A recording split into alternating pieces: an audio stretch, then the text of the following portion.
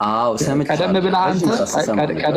ብለህ አንተ ይኸው በስጋ ሞቴ የሚል አለ። በስጋ ሞቴ የተባለው ከዚህ አንጻር ነው፣ ስጋው ፍጡር ስለሆነ ነው ምናምን የሚሉ ነገሮችን አስቀመጥክ፣ ተናገርክ። ኦኬ እሺ፣ እንዲህ ብለህ ስትናገር ቀበል አደረኩና አይ ከዚህ አንጻር ነው ብዬ ደግሞ አስቀመጥኩኝ። ሙሴ ጌታ ነው ብለህ ከዚህ ጋር ብዙ ጌቶች አሉ የሚለውን ሙሴን ከነዚህ ጌቶች እየለየው ነው። አዎ በዚህ ዘመን በክርስቶስ ጊራ አንተ ተፈው ቤቴ መጀመሪያ አፉ ውስጥ ያለውን ተፈው። በጣም እየተረጋጋው ነው። አሽራፍ በጣም ተረጋግቼ ቁጭ ብዬ እያወራሁ ነው። አፉ ውስጥ ያለውን ተፈው። ይሄ እሱ ነው እኮ አሁን በጣም ተረጋግቼ እያወራሁ ስለሆነ አባት አሳያለሁ ብለን የገባው አሳይ። ከፍ አድርጉት አስረስን። አሁን አባት አሳያለሁ ብሎ ሙስሊሞች እየገቡ ነው። እሺ አሳይ አስረስ፣ ከፍ አድርጉት አስረስ። ወንድማችን ትልቁ ዳሩ አይ ቲንክ የኔ ሰማችኋል። ማይክ ታዝዤ ነው የከፈትኩት። ልንጠይቅ ነው አይደል የገባ ነው ወይስ ልንማር? ምንድነው? እስቲ ጠይቅ። እስቲ አስጨነቀን እኮ በስመ አብ። ጠይቅ እስቲ አካልሃ ማጨናነቅ አይደለም ስለ ጀስት ትምህርታችሁን እንደጨረሳችሁ አይቼ ነው የገባሁት። ኮሜንቱን አስጨነቀው እኮ። እሺ አይ ወደ ጥያቄ ልግባና ጥያቄው ለአክሊል ነው። አሁን ሲያወራ እየሰማሁት ነበረ። አንደኛ ቆሮንቶስ ምዕራፍ 8 ቁጥር 6 ላይ ያለውን ጥቅስ አንድ አምላክ አለን የሚለውን ለምንድን ነው ያላብራራው? ማለት አንድ ጌታ አለን የሚለው ፓርት ነው በደንብ ያብራራውና እዚህ ጋር አንድ አምላክ ብሎ ያስቀመጠውን ፓርት ለምን አላብራራውም ነው። እና እስኪ ያብራራለን። ይሄንን ይሰማል ጋይስ? አዎ ትሰማለህ፣ ግን ፖዝ ነህ እኮ ፓፓ። ዝም ብለህ ሚኒማይዝ አድርገው ተመለስ።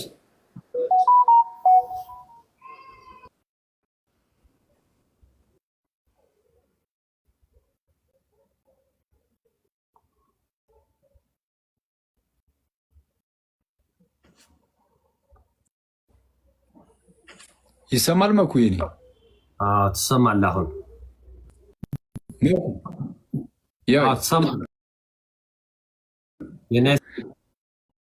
ይሰማል። በጣም ሲቆራረጥ ነበር። እስቲ እሺ ጠራችሁኝ?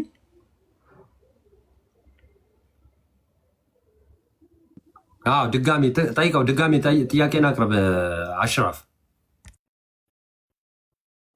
አልሰማሁም። እሺ ቀጥል። ኦኬ ጥያቄ እንደሚከተለው ነው።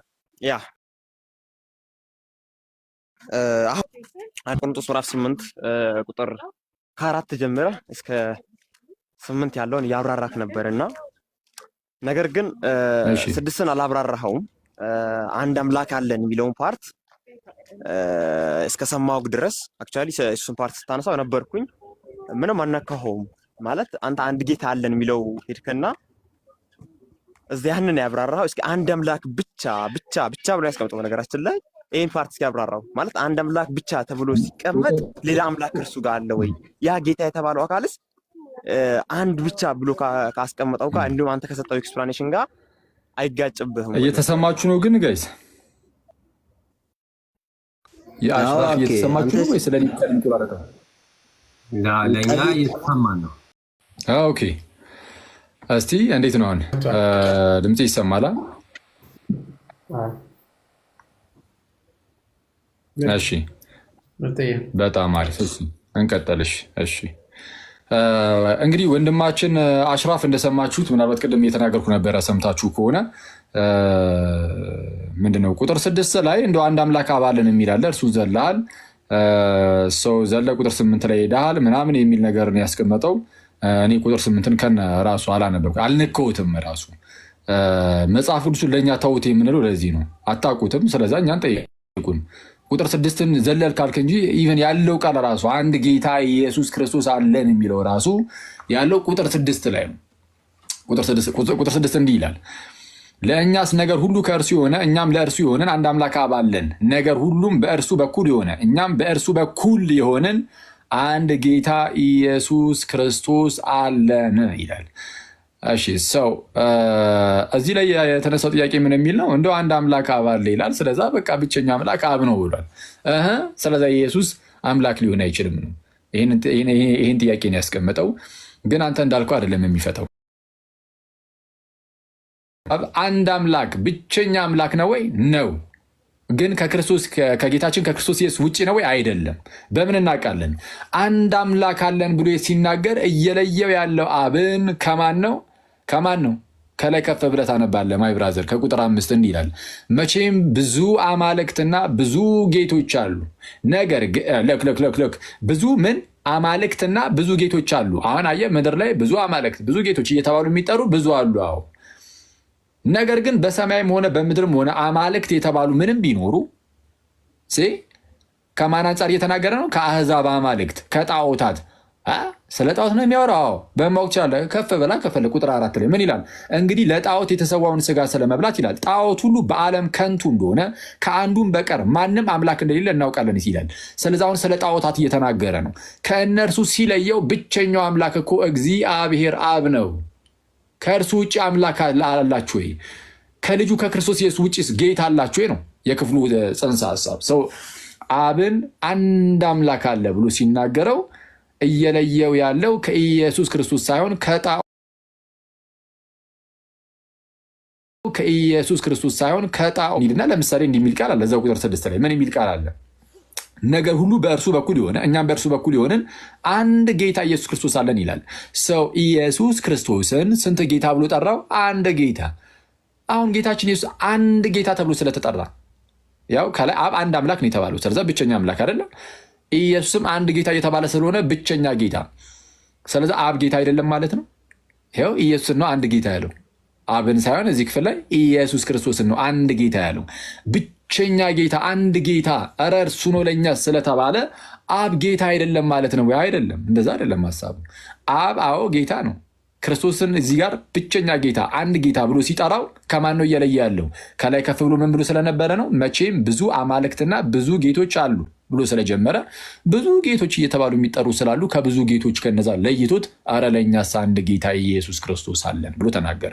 ብዙ አማልክት አሉ ብሎ ተናግሮ ስለነበረ ከላይ አረ ለእኛስ አንድ አምላክ አለን እሱም አብ ነው ብሎ ተናገረ።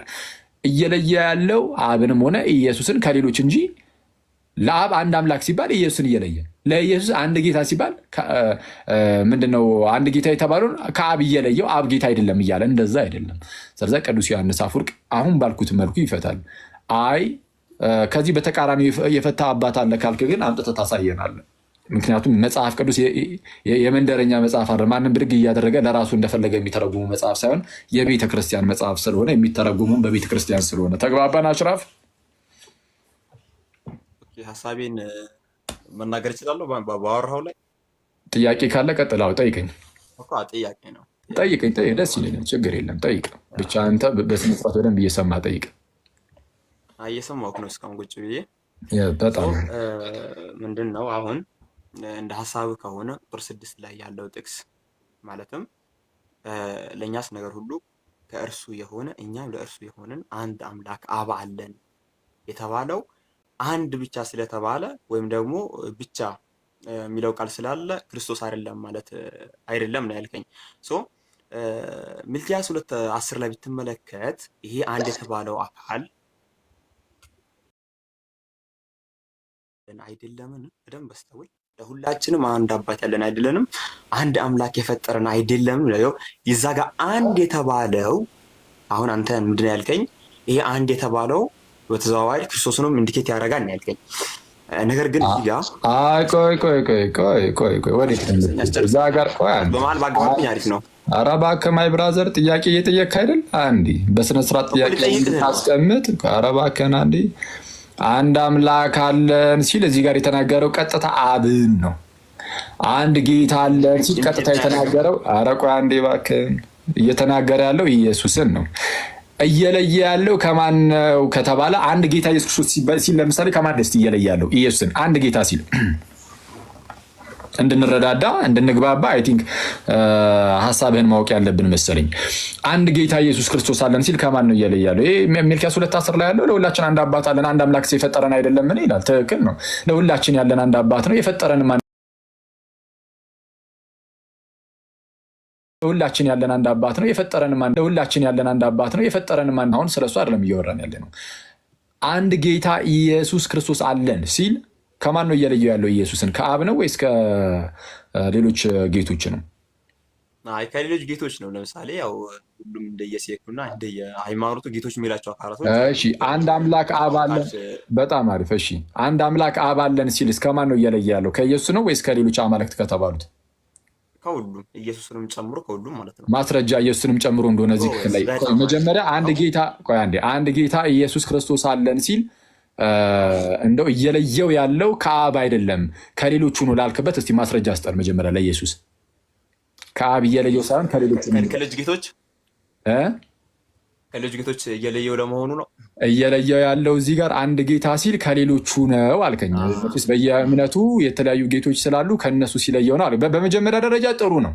ቢያንስ ሎክ ከሌሎች ጌቶች ከሚባሉ ሁሉ ተለይቶ ብቻውን ጌታ ነው የሚለውን መስክሯል አሽራፍ። ጌታ ይመስገን። ለዚህ ግን አሁን እየጠየቁ ያሉት ግን ለዚህ ማስረጃ ለዚህ አሁን ላልከው ማስረጃ ስጠኝ እስቲ እዚህ ክፍል ላይ። ኦኬ ለምሳሌ እንደ መጽሐፍ ከሆነ ከመጽሐፍ ቅዱስ እዚህ ክፍል ላይ ማስረጃ ስጠኝ። እዚሁ ክፍል ላይ በክፍል ነው በክፍል ማለት በዚህ ቦታ ብቻ። በዚህ ክፍል ላይ ማስረጃ አንስጠኝ። ማስረጃ ስላለ በዚህ ቦታ ካለም አይኔ መጠየቅ ለምን ያስፈልጋል? አለ እኮ እዚሁ ቦታ ላይ አለ። አየህ አላነበብኩም የምልህ ለዚህ ነው። ቁጥር 5 አንብብ። ከፍ ብለህ ቁጥር 4 ላይ ምትለኝ ነው። ቁጥር 5 አንብብ እባክህ። አንዴ ብታስጨርሰኝ ደስ ይለኛል። ቁጥር 5 አንብብ ማይ ብራዘር። እሺ በነገራችን ላይ ጥያቄ ነው ያለኝ። እጠይቅሃለሁ። ቁጥር 5 አንብበው። አነብልሃለሁ፣ መልሼ እጠይቅሃለሁ። አይዞህ ተረጋጋ ማይ ብራዘር። ይኸውልህ ድምፅ በጣም እየጮኸ ስለሆነ ቁጭ ብዬ እያወራሁ ቁጥር 5 አንብበው። እሺ መቼም ብዙ አማልክት ብዙ ጌቶች አሉ፣ ነገር ግን በሰማይም ሆነ በምድር ሆነ አማልክት የተባሉ ምንም ቢኖሩ ይላል። አንዴ ቆይ አንዴ። ስለዛ በሰማይ በምድር እንዲህ የተባሉ አሉ፣ ጌቶች የሚባሉ አሉ፣ አማልክት የሚባሉም አሉ። ስለዛ ኢየሱስ ክርስቶስን አንድ ጌታ ብሎ ሲጠራው እየለየ ያለው ከሌሎች ጌታ ነው ለሚለው ይሄ ማስረጃ ነው አይደለም?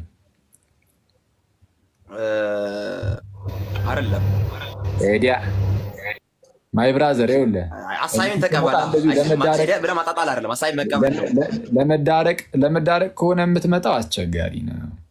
እየተወረደ አንድ ጥቅስ አንዴ አሽራፍ እኔ ሙስሊሞች ሁላችሁም እንደዚህ ነው ስትከራከሩ ምናምን መጽሐፍ ቅዱስ ላይ አንተ ብቻ ነው ወይስ ሁላችሁም እንደዚህ በዚህ ደረጃ የምታወሩት ከሆነ በጣም እንዴት ነው የሚያወሩት? ሰዎች ራሴን ወክዬ ነው የማወራው። ራሴን ከሆነ በደንብ አድርገህ ስማ። እንግዲህ ለሌሎቻችሁ መማሪያ እንዲሆን በደንብ አድርጋችሁ እዩ ጋይስ። ቁጥር 5 ላይ እንዲህ ያለው እንግዲህ ለዚህ ማስረጃ አይሆንም አለ እንጂ ቅዱስ ጳውሎስ ሊትራሊ ቀጥታ ምን እንደሚል እዩ። መቼም ብዙ አማልክትና ብዙ ጌቶች አሉ።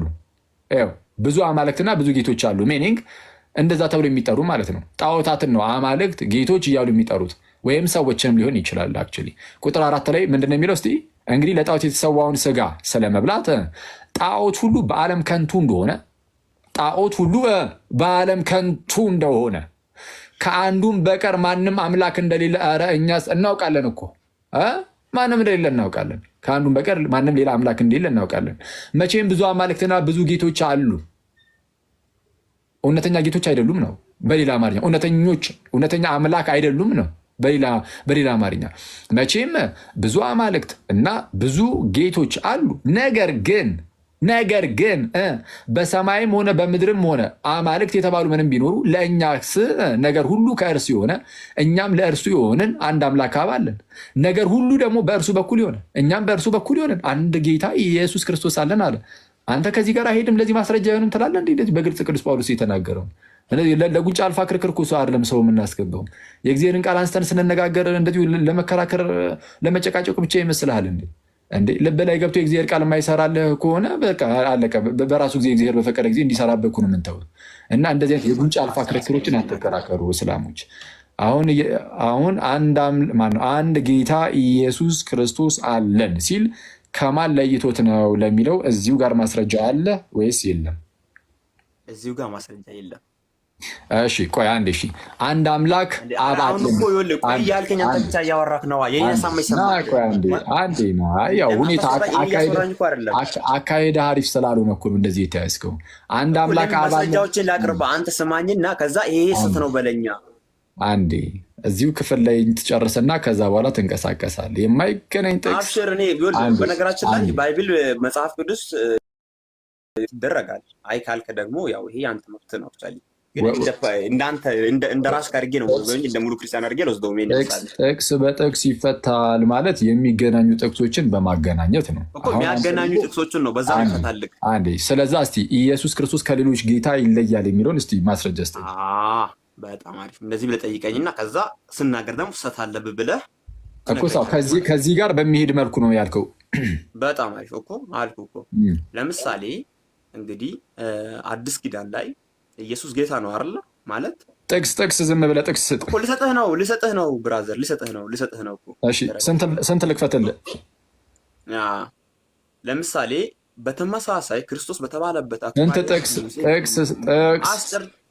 ምን አወራውና ጥቅስ ልስጥ? ቆይ ምን አወራውና ልስጥ?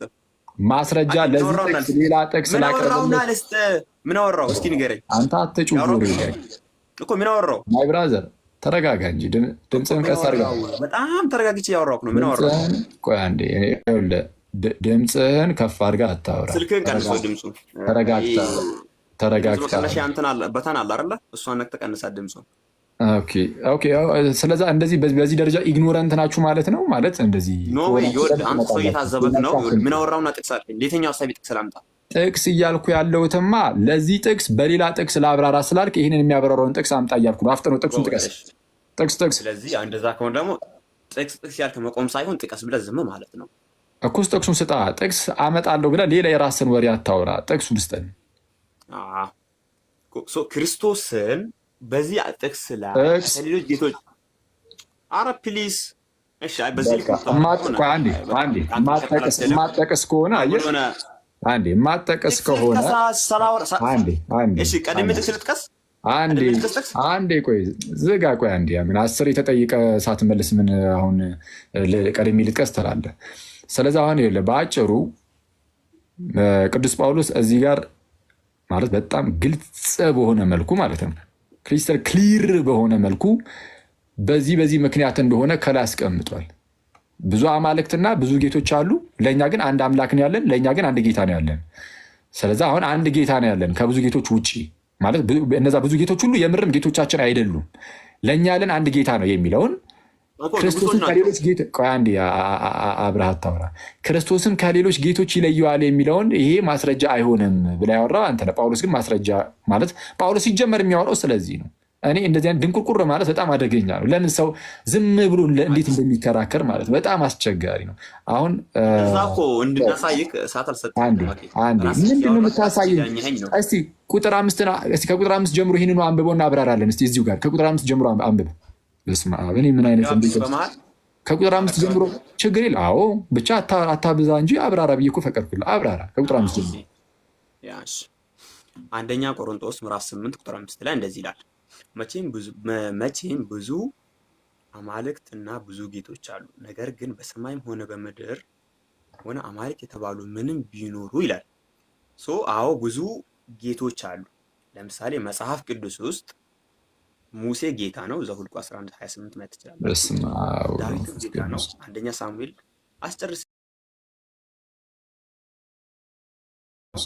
ሳሙኤል አስጨርስ ሙሴ ጌታ ነው ብለህ እዚህ ጋር ብዙ ጌቶች አሉ የሚለውን ሙሴን ከነዚህ ጌቶች እየለየው ነው። አዎ በዚህ ዘመን በክርስቶስ ኢራ ቁጥር 4 ላይ ሂድ። በቅዱስ ማውራት አለብኝ። ቁጥር 4 ላይ ሂድ። ከቁጥር 4 ጀምራ ቁጥር 4 በቂ ነው። እዚህ ጋር ጌታ አምላክ ምናምን የሚለው ስለነ ሙሴ ነው ትላለህ። አንብብ ቁጥር 4። ምንም መጽሐፍ ቅዱስን እንደማታነቡ ተመልከት። የተሰጣችሁን ጥቅስ ብቻ ይዛችሁ ከቁጥር 4 ጀምሮ አንብብ። ሀብት ነው። እሺ አሁን በማለት ፊልፊሊስ አሁን ሰው ፊት ቃል ገባልኝ በማለት አልገባም። ኧረ በቅዱስ ሚካኤል እንደዚህ የሚያስቅ ወሬ ስታወራ እንዴት አስችሉን ዝም እንላለን? ብቻ ከቁጥር 4 ጀምሮ በማለት ልገባ ነው። ከቁጥር 4 ጀምሮ አንብብ እኮ በማለት ልገባብኝ ነው። ከቁጥር 4 ጀምሮ አንብብ። ላነብልህ ነው። በማለት ልገባ ስታነብና ስታብራራ ግን ማለት ነው። ስታነብና ስታብራራ ግን በተቻለ አቅም እንደው ስለፈጠረ ይሄን እኮ ያንተ የመረዳት አቅም ነው ብለህ መውሰድ ትችላለህ እኮ። ብዙ ማውራት አያስፈልግም። እናንተ እንደዚህ ናችሁ ማለት አይጠበቅብህም። አንዴ ለምን ተብሎ እንዴ አንተ ገና ለገና የአንተ መረዳት ነው እያልኩኝ የሚነሱ ከንቱ ንግግሮችን ሁሉ ይዛችሁ ነው የምትመጡት። ጭራሽ አንተ እንደምታከፋፍል ምን አልከኝ? የሚሰጣችሁን ጥቅስ ይዛችሁ እንዳመጡ አንተ እንደምታከፋፍልን ነገር ነው። በነገራችን ላይ የተሰጠን ጥቅስ ብቻ ነው ይዘን የምንሮጠው። እሱን አይቻሉ ቶ እሱ ችግር የለም። አሁን ለማንኛውም ከቁጥር 4 ጀምሮ ታነብና ከዛ በኋላ የምርም ስለነ ሙሴ ነው የሚለውን እሱን በደንብ አበዛው ጋር አብረት ያለ ቁጥር 4 ነው አንብበው። እሺ በመሀል አገባም አይደለ? ኦኬ በመሀል እንዳንገባ ቀጥል። ከቁጥር 4 ጀምሮ አንብብ። ሐራም ነው በመሀል መግባት። ልቀጥል። እሺ አንደኛ ቆሮንቶስ ምዕራፍ 8 ቁጥር 4 ላይ እንደዚህ ይላል፣ እንግዲህ ለጣዖት የተሰዋ ስጋ ስለመብላት ጣዖት ሁሉ በዓለም ከንቱ እንደሆነ ከአንዱም በቀር ማንም አምላክ እንደሌለ እናውቃለን አለ። አሁን ስለማን ያወራው እዚህ ላይ? አስጨርሰኝ። ስለ አንዱ አምላክ ቅድም ሚልኪያስ 2 ላይ ከማን እየለየው ነው? ከጣዖታት። በቃ ጣዖታት አማልክት አይደሉም። አንዱ ብቻ ነው አምላካችን። እሺ ቀጥል። ኦኬ በጣም አሪፍ። ጥያቄው ደግሞ አሁን ወደ ቁጥር 5 ሂድ። ኦኬ ምን እያልከኝ ታውቃለህ? ከፍቼ ሌላ ለውጣ ገብገባና ዘጋባለሁ እያልከኝ ነው? እንደዚህ አይደለም። ቀጥል። ቁጥር 4ን አሁን ነገርከን። የሚያወራው ከማን እየለየው ነው? ከጣዖታት ነው አልከን። አሁን ቁጥር 5 ናበብ። ምንም የተለያየ ነገር እኮ የለውም። በመሀሉ ጥቅስ ራሱ ኦኬ ቁጥር 5 ላንብብልህ። አደራ በመሀል እንዳገባብኝ ፕሊዝ። ታይም ስጠኝና ይኝ በቃ አንተ ናው ልጅን ማያከር ለምፈልገው ታይም ስጠኝና ሰማይ። ቀጥል አንበብ ቁጥር 5 አሁን አታረሳሳ። እንደዚህ ይላል ቁጥር 5 ላይ መቼም ብዙ አማልክትና ብዙ ጌቶች አሉ፣ ነገር ግን በሰማይም ሆነ በምድር ሆነ አማልክት የተባሉ ምንም ቢኖሩ አለ። አንዴ እነኚህ አማልክት እነማን ናቸው? ማለት ትግባብኝ ፕሊዝ። እንዴ አንተ ሰው እኮ ነኝ። እነማን ናቸው እዚህ ጋር አሁን አማልክትና ጌቶች የተባሉ? እሺ በጣም ብዙ ጌቶች አሉ አለ። ጌቶች ብሎ ከጠቀሳቸው ለምሳሌ ጌቶች ከሚባሉት መጽሐፍ ቅዱስ ውስጥ መላእክት ጌታ ናቸው። መጽሐፍ ቅዱስ አስጨርሰኝ እየጠየኩ እንድትሄድ እኮ አንድ ወረቢ ሰው እየታዘበክ ነው። ፕሊዝ ተረጋጋ። አረ ምንም ችግር የለውም በጌታ ስም። ከሌሎች ትለያለህ ብዬ ነው የመጣሁት። ግን ምንድነው ትለያለህ ብዬ ነው የመጣሁት ትላለህ? ማነህ እናንተ? ለአንተ የትኛውም ሰው ነው እኮ የሚመጥነው ማለት እኛ አይደለም። አንተ ራስህ እኮ አልቻልከም። አውፉ በለኝ፣ ይቅርታ አድርግልኝ። አልቻልከም አንተ ራስህ። ያው ሰው ነው። በጣም ጥሩ ነው። በጣም ጥሩ። እንደዚህ ብለህ መናገር ጥሩ ነው። ብዙ ጊዜ ሙስሊሞች ለብቻቸው ናቸው፣ ክርስቲያኖች አያውቁም ስትሉ እንደዚህ አይነት እውቀትን ይዛችሁ ኧረ ሰው እየሳቀብህ ነው ከታች። ማይ ብራዘር ተረጋጋ እንዴ እስኪ። እየተጠየቅህ እለፍ እንጂ። ወይ በመጽሐፋቸው እየሳቁ ነው ወይ ደግሞ በአንተ እየሳቁ ነው። በሁለት አንዳቸው እየሳቁ ነው። ማይ ብራዘር አንዴ አሁን እዚህ ላይ አማልክትና ጌቶች የተባሉት መጽሐፍ ቅዱስ ላይ ጌታ እየተባለ የተጠራው ሁሉ ነው እያልከኝ ነው አይደለ? ብርም ተጠርቷል፣ አንተም ተጠርታል፣ እኔም ተጠርቻለሁ። ጌታ መጽሐፍ ቅዱስ በነገራችን ላይ ጣጣ የለበትም። ጌታ ብሎ ከመጣ ሁሉንም ነገር አንዴ እኔ አሁን ያልጠየቅኩህን ነው እየመለስክልኝ ያለው። መጽሐፍ ቅዱስ ማንን ጌታ ብሎ ኧረ እባክህን እስኪ ተረጋጋ። እሺ አሁን እዚህ ጋር ጌታ እና አማልክት ተብሎ የተጠሩት መጽሐፍ ቅዱስ ላይ ጌታ አማልክት እየተባሉ የተጠሩት እነሱ ጠቅላላ ናቸው እያልከኝ ነው አይደለም?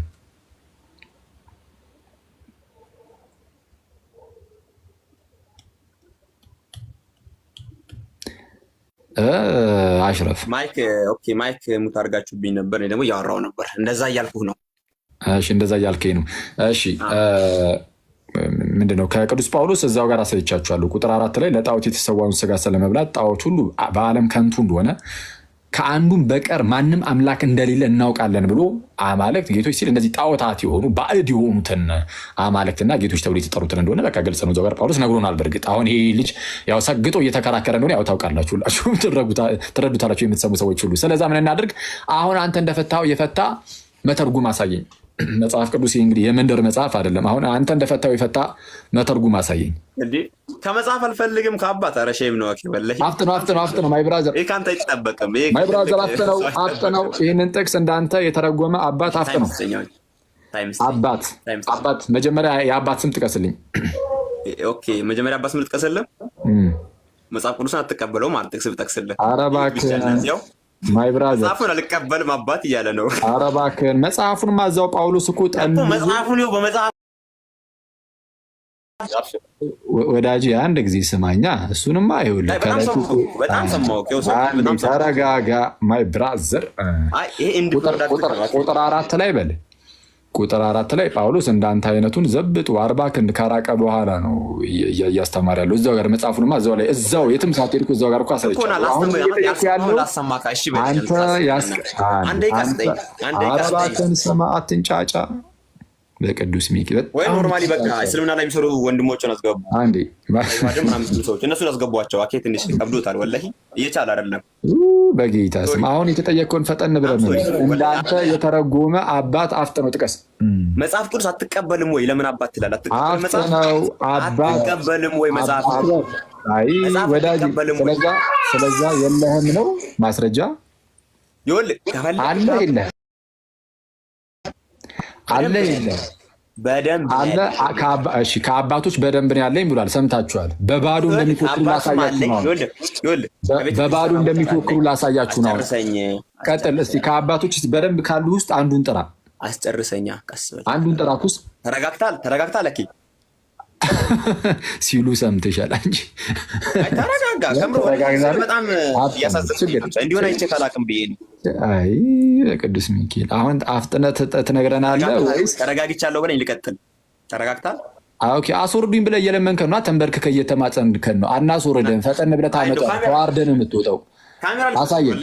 ማስረጃ ካሜራ ልክፈትልህ። ክፈት። በነገራችን ላይ ከስር እየሳቁብህ ነው። አይተኸዋል። አፍጠነው ክፈት። አሁን ቅድም ስላልኩት የህፃን ልጅ ነገር እየሳቁብህ ነው ስልህ አሁን ክፈተው። ቆይ አንዴ አንትሹ ካሜራ ልክፈት ብለሃል። ክፈትና አሳየን። ያባት ተረጋጋ ስትለኝ መረጋጋቴን ላሳይህ ካሜራ ልክፈት እያልኩ ነው። ክፈት፣ ችግር የለም። ክፈት ፊቴን ታየኛለህ።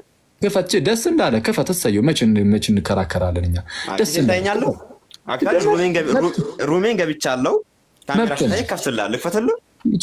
እንደው መብት ነው። ክፈት። የታባቱትና ብቻ አንተ ማስረጃ ነው። በደንብ አድርገን እየተረጋጋ አይደለም ካሜራ ታወራለህ። ምን እንድች ብለህ እንዳታስብ። እስኪ እንደው ክፈትና ብቻ ማስረጃውን ይዘናል። ክፈት። አብሽር። ቆይ አንተ ከተረጋጋ ከኔ በደንብ ከፍቼ ነው ማሳየክ ፊቴን። እሺ ከምሬ ነው። ኧረ አፍጥ ነው ማይ ብራዘር። ፊትህን እየከፈትከው በዛው አባትም እየጠቀስክ ክፈተው። ለማንኛውም ከመጽሐፍ አትቀበልም። ኧረ በጌታ በኢየሱስ አኪውስ ከመጽሐፍ አትቀበልም። ኧረ እባክህ ማይ ብራዘር ወደ መጽሐፍ እንዳልከው እኮ ጥቅስ አምጣ ተብለህ ተዘብኝ። ካሜራ አትዝጉብኝ። ፊትህን አሳየን። እያየኝ ነው አይደል? ፊትህን አሳየን እንጂ እያየኝ ነው አይደል? ፊትህን አሳየን እንጂ እኮ ሩሜን ውስጥ ነው ያለሁት አልኩህ እኮ። ሩም ውስጥ ነው ያለሁት። ፊት ነው እንዴ?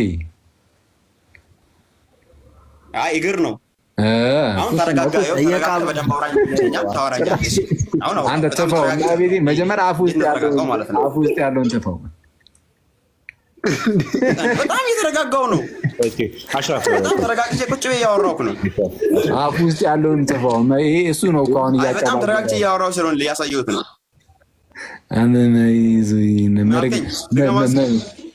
ኧረ በቅዱስ ሚካኤል ድገመው እስከ ወይ አይ ሲጀመር የቃምክ ወንድማችን አሽራፍ የእግዚአብሔር ቃል ስለማይገባ ሉሉ ብለህ ተመለስ። ስማ እኔ ቆሎ እየበላሁ እያናገርኩ ነው። ከቻልክ አንተ አውራ። ሉሉ ብለህ ተመለስ ወንድማችን፣ ተፍተህ ተመለስ።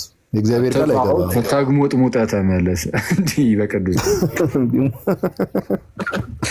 ኮሜዲያን ማሜን ይመስለኝነት ያሳያለሁ ብሎ እግሩን ያሳየኛል። እሺ ለማንኛውም እግር ነው አለ። ሲያየው አላመነም። እሱማን አይንስ እኔ በጣም ነው የሚያስገርምኝ እንደዚህ አይነት ሰዎች። ክርስቶስን እኔ ሰገጠ ብሎ መጽሐፍ ቅዱስን የሚክድ አይነት ሰው በቃ እንደዚህ አይነት ሰው ስታገኙ ያና ጭቅጭቅ አያስፈልግም። ቀጥታ በቃ ዝም ብለህ ከአባቶች አሳየን፣ አለቀ። ከአባቶች ማስረጃ አለ፣ በቃ አሳየን። አክልል የለም ከሌለ እያወራው መሀል ትገባለህ። እግዚኦ ምን አይነት ስርዓት እንደሚያስተምራቸው እሺ ችግር የለም። ይመስገን አምላክ። ሰላም ለአንተ ይሁን። እንዴት አለ? ትንሽ ግን ከአንተ አልጠበቅም እንደዚህ በሽሽቅ ሌሎች ጎረምሶች ቢበሻሸቁ አባት አሳያለሁ ብለን የገባው እንዳታስብ ብሎ ነው የገባው አለው። በቃ ከፍ አድርጉት። እኔ አባት አሳያለሁ ብለን የገባው ከፍ አድርጉት። አስረስን አሁን አባት አሳያለሁ ብሎ ሙስሊሞች እየገቡ ነው። እሺ አሳይ፣ አስረስ ከፍ አድርጉት። አስረስ ወንድማችን ትልቁ ዳሩ አትደራበሩ። አስረስ አሳየን ከአባት እስኪ የምን አባት ነው ማሳየ? እስቲ ጥቅሱ በምን ላይ ነበር? አሳያለሁ ብለህ የገባህበት አሳያለሁ ብለህ አንድ የጻፍከው አሁን ቆሮንቶስ ላይ ስለ አንደኛ ቆሮንቶስ ላይ ነው እያወራችሁ ያላችሁት?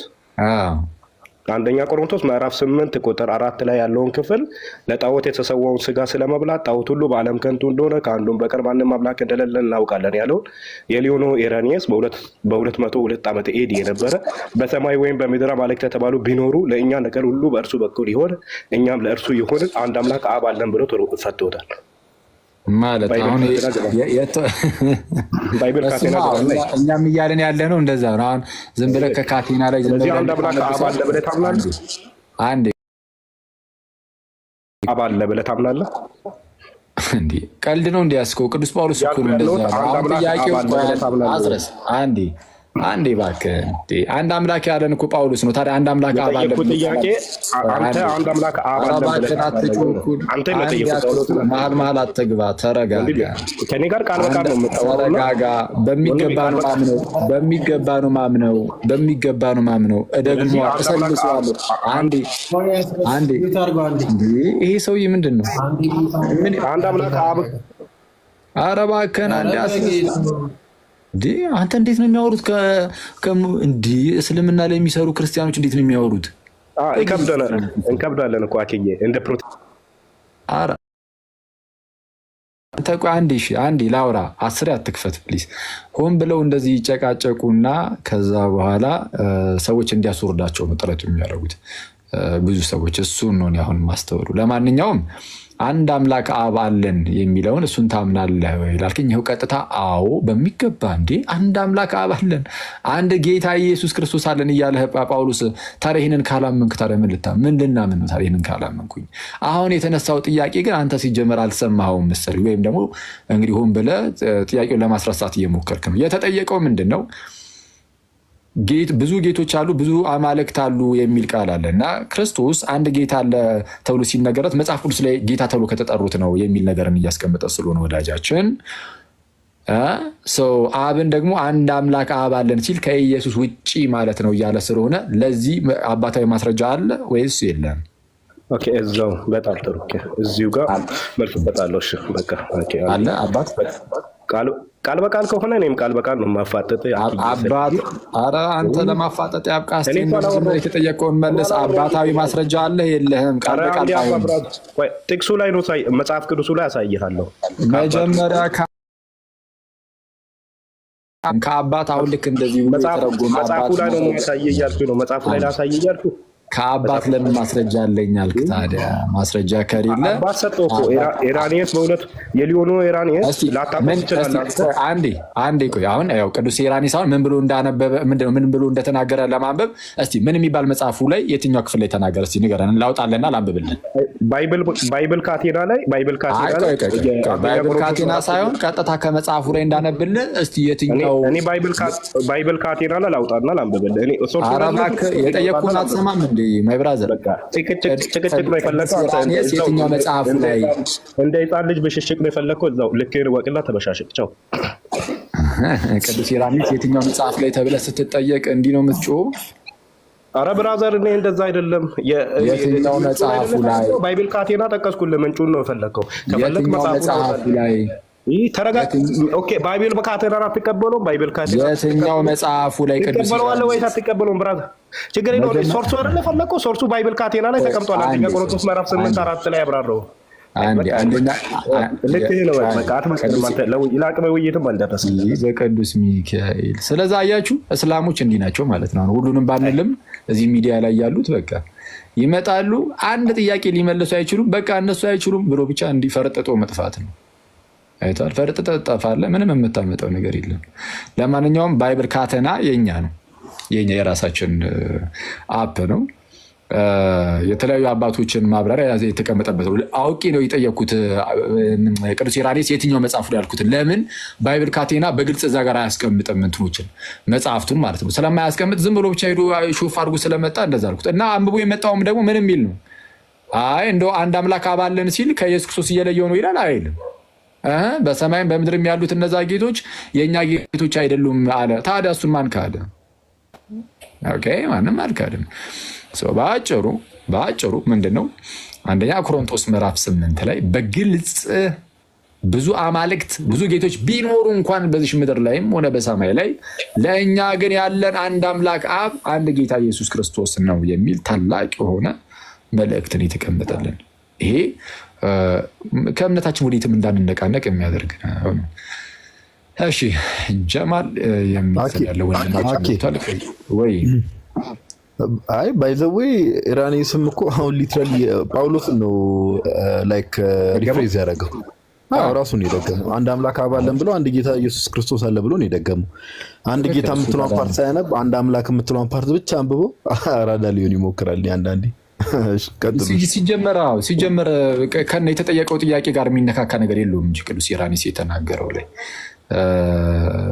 እንዲሁ ባይብል ካቴና ስላለ ብቻ ዝም ብሎ እንደዚሁ አንብቦ ለመውጣት ነበረ። ግን የተነበበው ነገር የሚገናኝ ነገር የለውም። እሺ እስቲ ጀማልም ባይዜ ግን መጀመሪያ ነበር የገባው ማን ነው? አሽራፍ የሚባለው ኢየሱስ ከሌሎቹ ሁሉ ጌታ የተለየ ጌታ ነው፣ ጌቶች ተብሎ ከተጠሩት ሁሉ የተለየ ጌታ ነው፣ ልዩ ጌታ ነው የሚለውን አምኖ ወጥቷል። እሱ ጥሩ ነው። ጌታ ተብሎ ከሚጠራ ሁሉ የተለየ ነው የእርሱ ጌትነቱ የክርስቶስ ጌትነት ከሌሎቹ የተለየ ጌትነት ነው ያለው። አቂ ሁሱ ሻዳ ላሲዞ ነው ማለት ነው።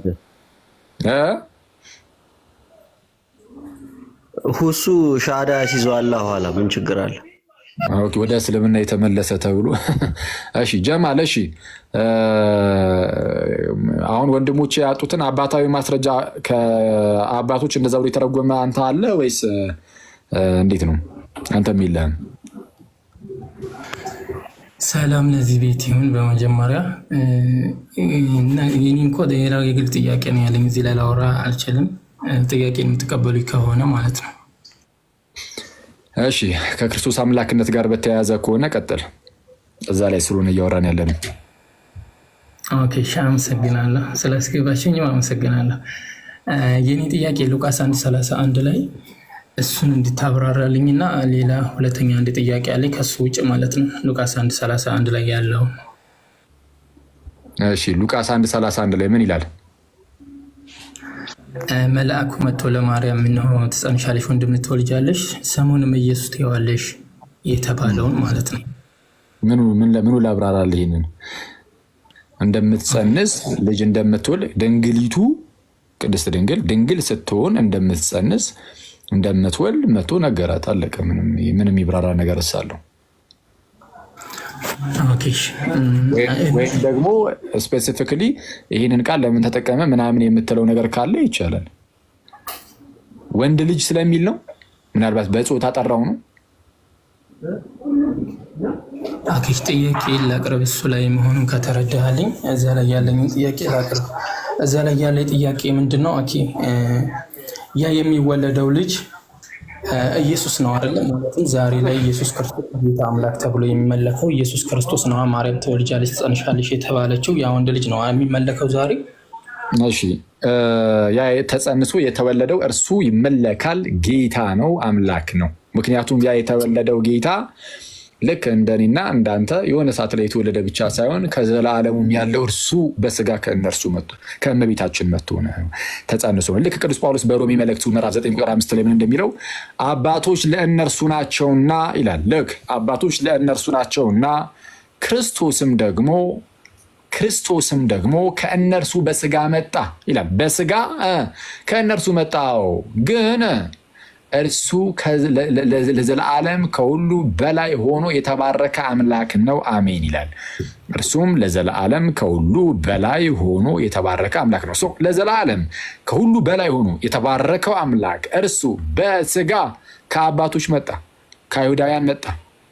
ስለዚህ ከቅድስት ድንግል ወንድ ሆኖ ተወልዶ በስጋ የተገለጠው እርሱ ለዘላለሙ የተባረከው አምላክ የእግዚአብሔር ቃል ሎጎስ እርሱ ነው መጥቶ በስጋ ጾታ ትክክል በሱ ተገልጦ የታየው የዘላለም አምላክ እርሱ ነው ስጋን ይዞ የመጣው። ስለዚህ እርሱ የሚመለክ ነው። በእግዚአብሔር መልክ ይኖር የነበረው እርሱ የባሪያን መልክ ያዘ እንዳለ ፊልጵስዩስ ምዕራፍ 2 ላይ እና እንደዛ ነው። ቀጥል ጥያቄን።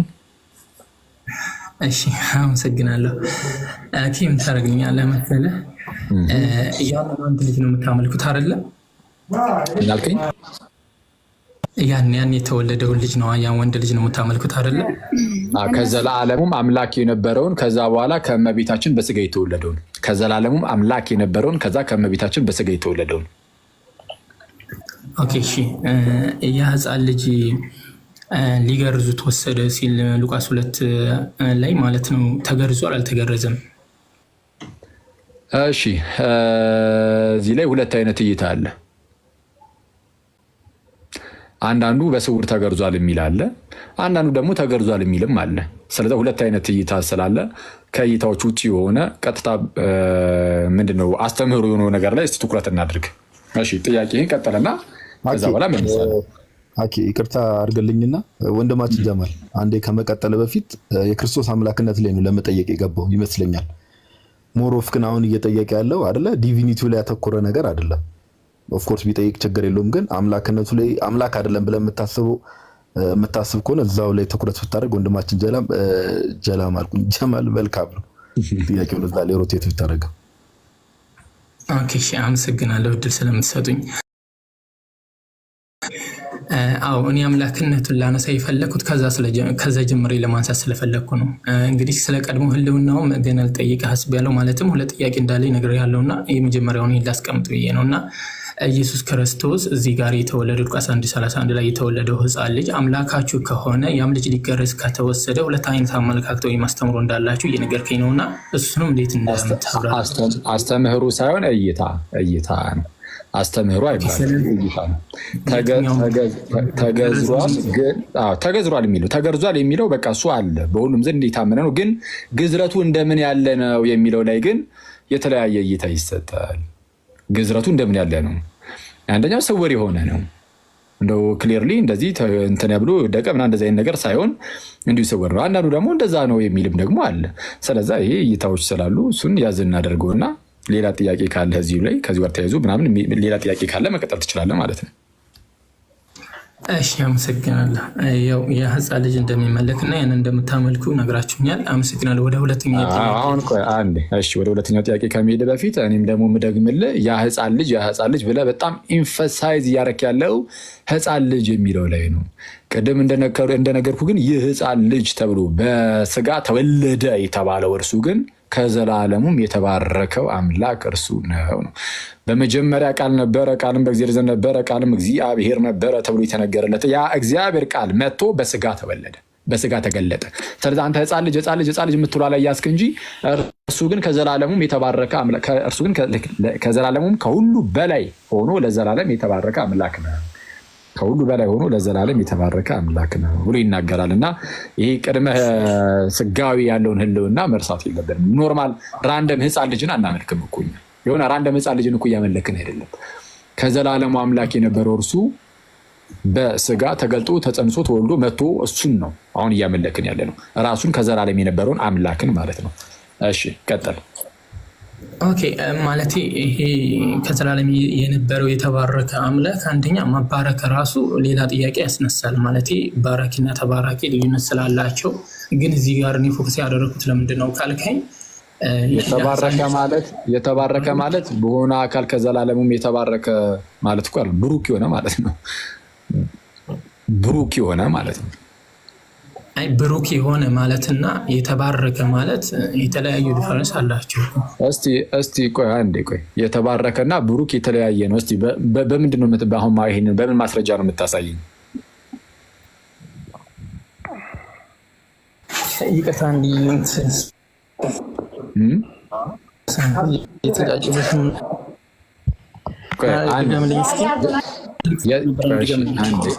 እሺ ልድገምልህ አንዴ።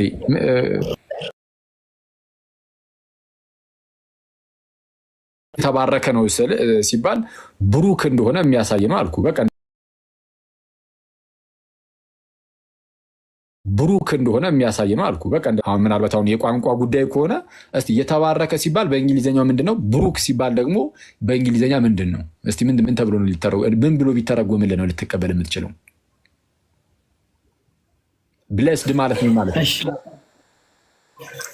ኦኬ እኔ እኮ ያልከኝ ለመቀበል ነው እየጠየኩ ያለሁትና ማለት የምትነኝን ነገር ለመቀበል ነው። እኔ እዚህ ጋር ያለው የተባረከ ማለት እንደ ቃላቱ እንደተቀመጠው መጽሐፍ ቅዱስ ላይ የተባረከ ማለትና የተባረከና ማለትና ብሩክ ማለት የተለያዩ ማለት የሆነ ማለትና የተባረከ ማለት በጣም ልዩነት አላቸው። ለምሳሌ የሆነ ነገር ሆነ ስትለውና ለምሳሌ ቃልም ስጋ ሆነ ሲባልና የተባረከ ሲባል እንዴት ልዩነታቸው እስኪ አንተ ያቸው ወይም ንገረኝ ካላቸው። አይ ቲንክ እያልኩ ያለሁት ነገር የገባ አይመስለኝም። በመጽሐፍ ቅዱስ ላይ የተባረከ የሚለው ቃል ነሰሰርሊ የሆነ እንደው የሚባርክ አካል ኖሮ ከዛ በኋላ በሌላ አካል ለሚባረክ ብቻ ሳይሆን ቀጥታ ለራሱ ለእግዚአብሔር ለአምላክ ሊነገር የሚችል አይነት ነው። የተባረከ ማለት ብሩክ የሆነ እንደማለት ነው። እንግሊዝኛው ምን አልኩ? ለምሳሌ ብሩክ የሚለውን ብሌስድ ነው የሚለው። የተባረከም ምንድን ነው? የተባረከም ብሩክም ብትል ብሌስድ ነው፣ አለቀ። ለምሳሌ መዝሙረኛው ዳዊት ሲናገር መዝሙር 135 ቁጥር 1 ላይ ምን ይላል መሰለ? በኢየሩሳሌም የሚያድር እግዚአብሔር ከጽዮን የተባረከ ነው ይላል። ማን? እግዚአብሔር። በኢየሩሳሌም የሚያድር እግዚአብሔር ከጽዮን ምን ያለ ነው? የተባረከ። እስቲ ማን የባረከው እግዚአብሔር ንገረኝ እስቲ።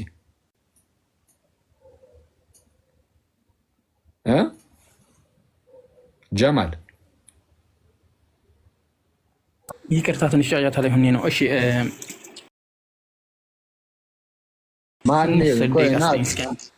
ማን የባረከው እግዚአብሔርን? ለምሳሌ መዝሙር 135 ቁጥር 21 ላይ በኢየሩሳሌም የሚያድር እግዚአብሔር ከጽዮን የተባረከ ነው ይላል። ማን ነው የሚባርከው እግዚአብሔርን? እኮ እኔ እያወራህ ያለው ስለተወለደው ልጅ ነው። እዛ የተባረከ የሚለው ቃል ግዴታ ሌላ አካል ያስፈልገዋል ስላልክ እኮ ነው። ስለዚህ አሁን የተባረከ ሲባል ብሩክ እንደማለት ነው እና እኛም የእግዚአብሔርን ስም እንባርካለን፣ ሚኒንግ እናመሰግናለን፣ እንቀድሳለን፣ እንደዛ እንደማለት ነው። ለማንኛውም ወደ ጥያቄ ይቀጥል እስቲ። የተለያዩ አድርጌ ነው አሁን የማያቸው ማለት ነው። ምን አልከኝ? እነሱም ደግሞ እግዚአብሔር እና ኢየሱስ ክርስቶስ የተለያዩ ናቸው እና እኔ ለእግዚአብሔር የሆነውን ለኢየሱስ ክርስቶስ አድርጌ አላወራህም ማለት እኔ እያወራህ ያለው ስለተወለደው ሕፃን ስለሆነ ማለት ነው። የገባውም እንደ ልጁ እንደዚሁ አሁን እንትን እያለ ነው ሲመለስለት ወደ ሌላ ለመሄድ እየሞከረ ነው። አይ ቲንክ እሺ። ለማንኛውም አሁን ስለተወለደው ሕፃን ልጅ እያልክ ጊዜን ከምትፈጅ እንደው 10 የሕፃን ልጅ ትላለህ ጀማል። ጌታችን ክርስቶስ ይህን ነገር አንዴ ይቅርታ አድርግልኝ። ጌታችን ክርስቶስ ኢየሱስ ልክ እንደ ሕፃን መወለዱ ምናምን አላፈረበትም። ስለዚህ እኛም ዛሬ እኮ አናፍርበትም። ይሄ ለእኛ እኮ ክብራችን ነው። ጌታ ኢየሱስ እንዲህ በሕፃን እድሜ እንደዚህ መገለጡ፣ መጸነሱ፣ መወለዱ ጌታን አላሳፈረውም። እንዴ ለፍጥረቶች ለእጆቼ ስራ ይህንማ እሆንላቸዋለሁ ብሎ መጥቶናል። አረ ጌታዊ ይመስገን፣ እግዚአብሔር ይመስገን ነው የምንለው እና ለእኛ ይሄ ደግሞ ክብራችን ሆኗል። አናፍርበትም። በዚህ 10 የሕፃን ልጅ ስላልክ እኮ ማንም የሚያፍርበት እኮ ክርስቲያን የለም። በዚህ ጌታን እኮ በጣም የምናመሰግንበት እግዚአብሔርን የምናመሰግንበት ነገር እኮ ነው። ይሄ እግዚአብሔርን እጅጉን የምናመሰግንበት ነገር እኮ ነው። ምክንያቱም ራሱን ዝቅ አድርጎ አዋርዶ የመጣበት የድህነት ስራ ስለሆነ ማለት ነው። ቅድም እንዳልኩ ፊልጵስዩስ ምዕራፍ 2 ቁጥር 6 ላይ ምን ስለሚል እርሱ በእግዚአብሔር መልክ ሲኖር ሳለ ከእግዚአብሔር ጋር እኩል መሆንን መቀማት እንደሚገባ ነገር ሳይቆጥር የባሪያን መልክ ደግሞ ያዘ። የማንን መልክ ያዘ? የባሪያን መልክ ያዘ። በቃ አለቀ። ይህ ጌታችን ይህንን ዝቅ ብሎ ስለኛ ይህንን ካደረገው እንግዲህ እኛ እግዚአብሔርን ከማመስገን ውጭ ምን እናደርጋለን? አናፍረበትም። 10 ሕፃን አትበል። እንደዛ ስላልክ የምናፍርበት ስላልሆንን ማለት ነው። አንተ ሕፃን ልጅ ብለህ የጠራኸው ግን እርሱ ከዘላለሙም ከሁሉ በላይ ሆኖ የተባረከ አምላክ ነው። ወጣ እሺ ወይስ ከሁሉ በላይ ሆኖ ለዘላለም የተባረከ አምላክ ነው። እርሱ በስጋ የተገለጠ ጌታ ነው እና እዛ ላይ ጥያቄ ካለ ብትጠይቅ ጥሩ ነው። ባትወጣ ማለት ነው። አስገቡትና ምናልባት ጥያቄ ካለው ቅድመ ስጋዊ ላይ ያለው ይሄ ቅድመ ህልውናው ላይም ጥያቄ አለኝ ስላለ ቢጠይቅ ጥሩ ነው። እስቲ ራሱን የወጣው ወይስ አስወጣችሁት ነው? ያስወጣው ሰው አለ እንዴ? ራሱን የወጣው ኦኬ ከሆነ ና ተመለስ፣ ና ከፈለክ ና እና ጥያቄን መጨረስ ትችላለህ። ብቻ ግን ሲመለስላችሁ ወደዚህ ወደዛ ብቻ ላለ ማለት ሞክሩ። እሺ እሺ፣ አንድ ቁጥርን እየጻፈ ነው። እስቲ አስገቡትና እሺ፣ ይሄኛው ማን ነው ስሙ? ኢብራሂም ምናምን የሚለው ስም ያለው እሱ ቀጣይ ግባ። አስገቡትና ይሄንን ሰላም ብያለሁ።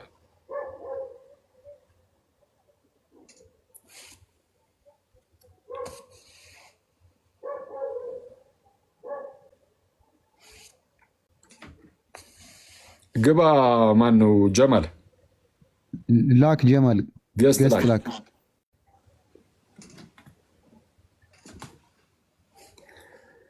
ብዙ ጊዜ ሙስሊም ወንድም እህቶቻችን እሱ እስከሚገባ ድረስ ልክ እንደዚህ አይነት ቃላትን በጣም ደጋግሞ ለመናገር ይሞክራሉ። በዚህ ዘመን ወንድ ልጅ እንደዚህ መመለክ ሰው ወንድ ልጅ ወንድን ማምለክ ያቆማል፣ እንደዚህ ህፃን ልጅ እኮ ነበረ ምናምን የሚሉ ሰዎች አሉ። እና በአጭሩ እንደነዚህ አይነት ነገሮች የሚያሸማቅቁን አይደሉም። በቃ እግዚአብሔር እኛን ስለማዳን ያደረጋቸው ስራዎች ናቸው። ስለዛ እኛ በእነዚህ እግዚአብሔርን የምናመሰግንን ስለዛ እግዚአብሔርን የምናመሰግንባቸው ነገሮች እንደሆኑ ልብ ይለዋል። እና እንደዛ ነው። እሺ የለም ከሌለ ጀማል አላከም ገስት በቃ ካላከ እዚህ እንዳንቆይ ሌላ ሰው አሁን ማን ነው የወጣው? የወጣ ልጅ ነበር አይደል? አሁን አንድ ቁጥር ምንድነው ጻፍ አሁን ገብቶ የነበረው ሰው ማን ነው? ኢብራሂም ወር እንደዛ የሚል ዩዘር ነው። በጣም በሚገርም ሁኔታ ከዋኪ እዚህ ማቴዎስ ወንጌል ላይ እነዛ ሰባ ሰገል መጥተው አይደለ ህፃኑን በእናቱ ቅፍ አዩትና ሰገዱለት እኮ ነው የሚለው። ትክክል ትክክል። በጣም እኮ ነው የሚያስገርም እምነታቸው። የሰባ ሰገል እምነት በጣም ነው የሚያስደንቀኝ። ከሩቅ ድረስ መጥተው የተወለደው የአይሁድ ንጉሥ ወዴት ነው ያሉ መጡና ልክ ሲመጡ ግን ያገኙት ግን ህፃን ልጅ ነው በእናቱ እቅፍ ያለ እና በእናቱ እቅፍ ያለ ህፃን ልጅን አይተው ኧረ ይሄማ ህፃን ልጅ ነው አይሆንም ብለው ሄዱ። አይደለም ይልቁንም በርከክ ብለው ሰገዱለት። ከሩቅ ድረስ መጥተው ኢማጅን በርከክ አይሁዳውያን አይደሉም፣ ከሩቅ ድረስ የጥበብ ሰዎች ናቸው እነዚህ ሰዎች። እና ከሩቅ ድረስ መጥተው በርከክ ብለው ሰግደው እጅ መንሻውን ዘንድ ወርቅ፣ ዕጣን፣ ከርቤን አቅርበውለት ሲሄዱ እናያለን። እና የሚያሳፍር አይደለም ነው። እሺ አሁን ኢብራሂምስ እሺ ቅድም ወንድሞቼ ያልመለሱትን ለመመለስ ነው የመጣኸው ወይስ ሌላ ጥያቄ ኖሮ ነው? ኦኬ እሺ፣ ሰላም ብያለሁ። በመጀመሪያ እንዴት ናችሁ? ምስጋና አምላክ አለን አልሐምዱሊላህ። እሺ ጥያቄ ነበረኝ። ኦኬ ወንድሞች አቃታቸውን ወይም አላመጣ ያሉትን መልስ ለመመለስ አይደለም የገባው ለመጠየቅ ነው። እሺ ጠይቅ። ከክርስቶስ አምላክነት ጋር በተያያዘ ከሆነ ማለት ነው ያው የገባነው እሱ ላይ ስለሆነ። ኦኬ እሺ በመጀመሪያ ያው በክርስትናው አስተምሮ ፍጡር ይመለካል ተብሎ ይታመናል። ኦኬ ምን ማለት ነው ፍጡር ይመለካል ማለት? ሜር ፍጡር አይመለክም። ሜር ፍጡር እኩስ ምን ማለት ነው? ፍጡር ሜር ፍጡር ማለት ነው የተገኘ ማለት ነው። ካለመኖር ወደ መኖር የመጣ። እሺ የተገኘ ነሰሰርሊ የተፈጠረ አይደለም። የተገኘ ነሰሰርሊ ባይነሰሰሪ የተፈጠረ አይደለም። ለምሳሌ ወልድ ከአብ የተገኘ ነው፣ ግን የተፈጠረ አይደለም፣ የተወለደ እንጂ። ፍጡር ነገር ይመለካል አይመለክም ከተባለ ሜር ፍጡር ከሆነ ሜር ፍጡር ማለት ምን ማለት ነው? በቃ ፍጡር ብቻ የሆነ ነገር ከሆነ አይመለክም እኮ። ያው ፍጡር ለምሳሌ አሁን ኖርማሊ ሜር ፍጡር ምናምን ሳይሆን ጥያቄ እኔ አሁን ያው ፍጡር ከሆነ ፍጡርነቱ አይቀርም ይቀራል። ፍጡርነቱ ሜር ፍጡር ምናምን አይደለም ካልክ እንግዲህ ሜር ፍጡር ያልሆነ ነገር እስቲ በመጽሐፍ ቅዱስ ላይ አይመለክም ተብሎ የተነገረበት ቦታ አለ እንዴ? ሜር ፍጡር ግን ያልሆነ እሱ ላይ አይደለም የኔ ፖይንት። እና ኢየሱስ ያው ሰው ነው ስንል ፍጡር ነው አይደለ? ሰውነቱ እሺ ክርስቶስ ሁለት አይደለም፣ ሰውነቱ ፍጡር ነው ምናምን እየተባለ ተነጣጥሎ የሚጠራ ሳይሆን ስጋን የራሱ አድርጓል። ይህም የተፈጠረን ስጋ የራሱ አድርጓል። የተፈጠረ ስጋን የራሱ ስላደረገ በስጋው እንደዛ ተብሎ ሊነገርለት ይችላል። እሺ እኮ ሰውነቱ ፍጡር አይደለም ማለት ሰው የተባለ ፍጡር ነው ተብሎ ሲነገር ሁለትነትን ሊያመለክት የሚችል ሁለትነትን የማመልከት የሚመስል ነገር ሊኖረው ስለሚችል ዱዋሊቲን ስለሚያሳይ የቃላት አመራረጥ ላይ ጥንቃቄ ሊደረግ ይገባል ነው። ቀጥል። ፍጡርነቱ ይቀራል። ኖርማሊ አሁን አንተ እሺ እንስማማና ስጋ ፍጡርነቱን ሳይተው በተዋህዶ ውስጥ ጸንቶ ይመጣል እኮ ፍጡርነት ያው አልቀረም። ስለዚህ ፍጡርነት ካልቀረ ኖርማሊ ፍጡር ይመለካል ማለት ነው ከፈጣሪነት ጋር። እሺ አየህ፣ አሁን በቃ አንዴ ያዝ አድርጎና ልመልስ። ፍጡር ከፈጣሪ ጋር በአንድነት ይመለካሉ? አይመለክም። እንደዛ አይደለም የምንለው እኛ። ፍጡርና ፍጡር ያልሆነ ነገር በአንድነት ሆነው እየተመለኩ ነው ያሉት የሚል አስተምህሮ በክርስትና ውስጥ ተሰምቶ አይታወቅም። ይሄ ምንን አለማወቅ ነው? ተዋህዶን ክርስቶስ ኢየሱስ ላይ አምላክ ነው ሰው ነው ብለን አናቆምም። የአምላክና ሰውነት ደግሞ ውህድ የሆነ ባህሪ ነው ያለው። ሰው ምን እያለን ነው? ከዘላለሙ አምላክ የነበረው ያ የሚመለከው አምልኮ የሚገባው ጌታ መጥቶ ፍጡር የሆነ ስጋን የራሱ አደረገ። ልክ የራሱ ሲያደርግ እንደው ፍጡር የሆነ ስጋን የራስ ስላደረግ አምልኮን እናስቀራለን ማለት አንችልም። ምክንያቱም ይህንን ነገር ያደረገው ራሱ አምልኮ የሚገባው ጌታ ስለሆነ። ስለዚህ ኢንፐርሰን በአካል ደረጃ ያለው አካል ዘላለማዊው የቃል አካል ነው። እየሰማ ነው ኢብሮ? እየሰማ ነው። እንዳላቋርጠህ ቀጥላለሁ። ግን የምታቋርጠኝ ነገር ካለ መጠየቅ ትችላለህ። ባይዚ ምንድን ነው ስለ ፕሮሶፖን ታውቃለህ? እሱ ላይ እንመጣለን። አንዴ እዚህ ጋር እንምጣና መጀመሪያ የጀመርናት ፖይንት ላይ እንምጣና ያው አንተ እንዳልከው እንግዲህ ስጋን ያው ውህድ ስለሆነ የሚነጣጠል ነገር ነው የለም። አይ ቲንክ እንደዛ እያልክ ይመስለኛል። እሱን ሀሳብ እያወራ እኮ አልጨረስኩትም። እሱን ሀሳብ ገና ምናልባት እያወራው ያለው መሀል ላይ እችኛዋ ምን ለማለት ነው የሚል ነገር ጥያቄ ካለ ያሳየው። ካልሆነ ግን ይህ እንዳጠቃላይ ሀሳቡን ሆነ ገና አልጨረስኩትም መጀመሪያ።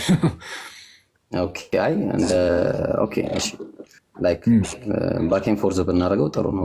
ረዥም የሆነ ባኬን ፎርዝ እናደርገው ችግር የለም። ይህንን ነገር ለመረዳት ፕሮሶፖን ታውቃለህ? ስለ ፕሮሶፖን አይደል? አውቃለሁ፣ ችግር የለውም። እሱ ላይ እንመጣለን። መጀመሪያ እዚህ ፖይንት ላይ እንምጣ አንድ ጊዜ።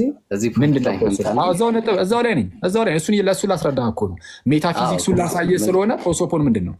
ቆይ አንተ ታስረዳኛለህ። እሱን አንዴ አኬ እንዴት አስረዳ። ችግር የለም ኢብራሂም። አሁን ላይ እንቀጥልና አንዴ ችግር የለም መልሳለሁ። እንዴት ይመለካል የሚል ስለሆነ ሜታፊዚክሱን ላሳየህ ነው። ውህደት ሲነሳ በሜታፊዚክስ ነው የምናያሳየው። ፕሮሶፖን ምንድን ነው? እሱ ነው እኮ ታስረዳኛለህ። ቆይ አንድ ጊዜ መጀመሪያ አውቃለሁ አልከኝ። አሁን እኮ ፕሮሶፖን እኮ አውቃለሁ። እኔ ማወቄና ለማወቄ አይደለም ፖይንቱ። መጀመሪያ ሚዩት አድርገው። አንዴ አታውቅም ፕሮሶፖን አታውቅም ብለህ ደምድመህ የኔን ፖይንት ለማስረሳት ንገረኝ። የምታውቅ ከሆነ ንገረኝ። ቶሎ በላ። ሌላውን ተሆና አይደለም እዛ ላይ ነው ነጥቡ። ሜታፊዚክስ ሁላ ሳይህ እኮ ነው ገብቶኛል። አሁን ይኸውልህ ንገረኝ። ምንድነው ፕሮሶፖን? ፕሮሶፖን ምንድን ነው? እኔ ወላሂ እነግርሃለሁ፣ ችግር የለውም። ንገረኝ። ጉዳዩ የፕሮሶፖን ጉዳይ አይደለም። አንድ ጊዜ አንዴ ኢብራሂም፣ አንዴ ይሰማኝ እባክህን። ጉዳዩ የፕሮሶፖን ጉዳይ አይደለም።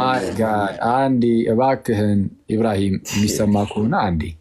ጉዳዩ የፕሮሶፖን አይደለም አልክ እንጂ ግን ነው። በሚያሳዝን ነው። ትክክል። ግን መጀመሪያ እኔ ያስኩት እባክህን አንዴ ሰማኝ በቅዱስ ሚካኤል። እንዴ እሺ፣ ልስማ።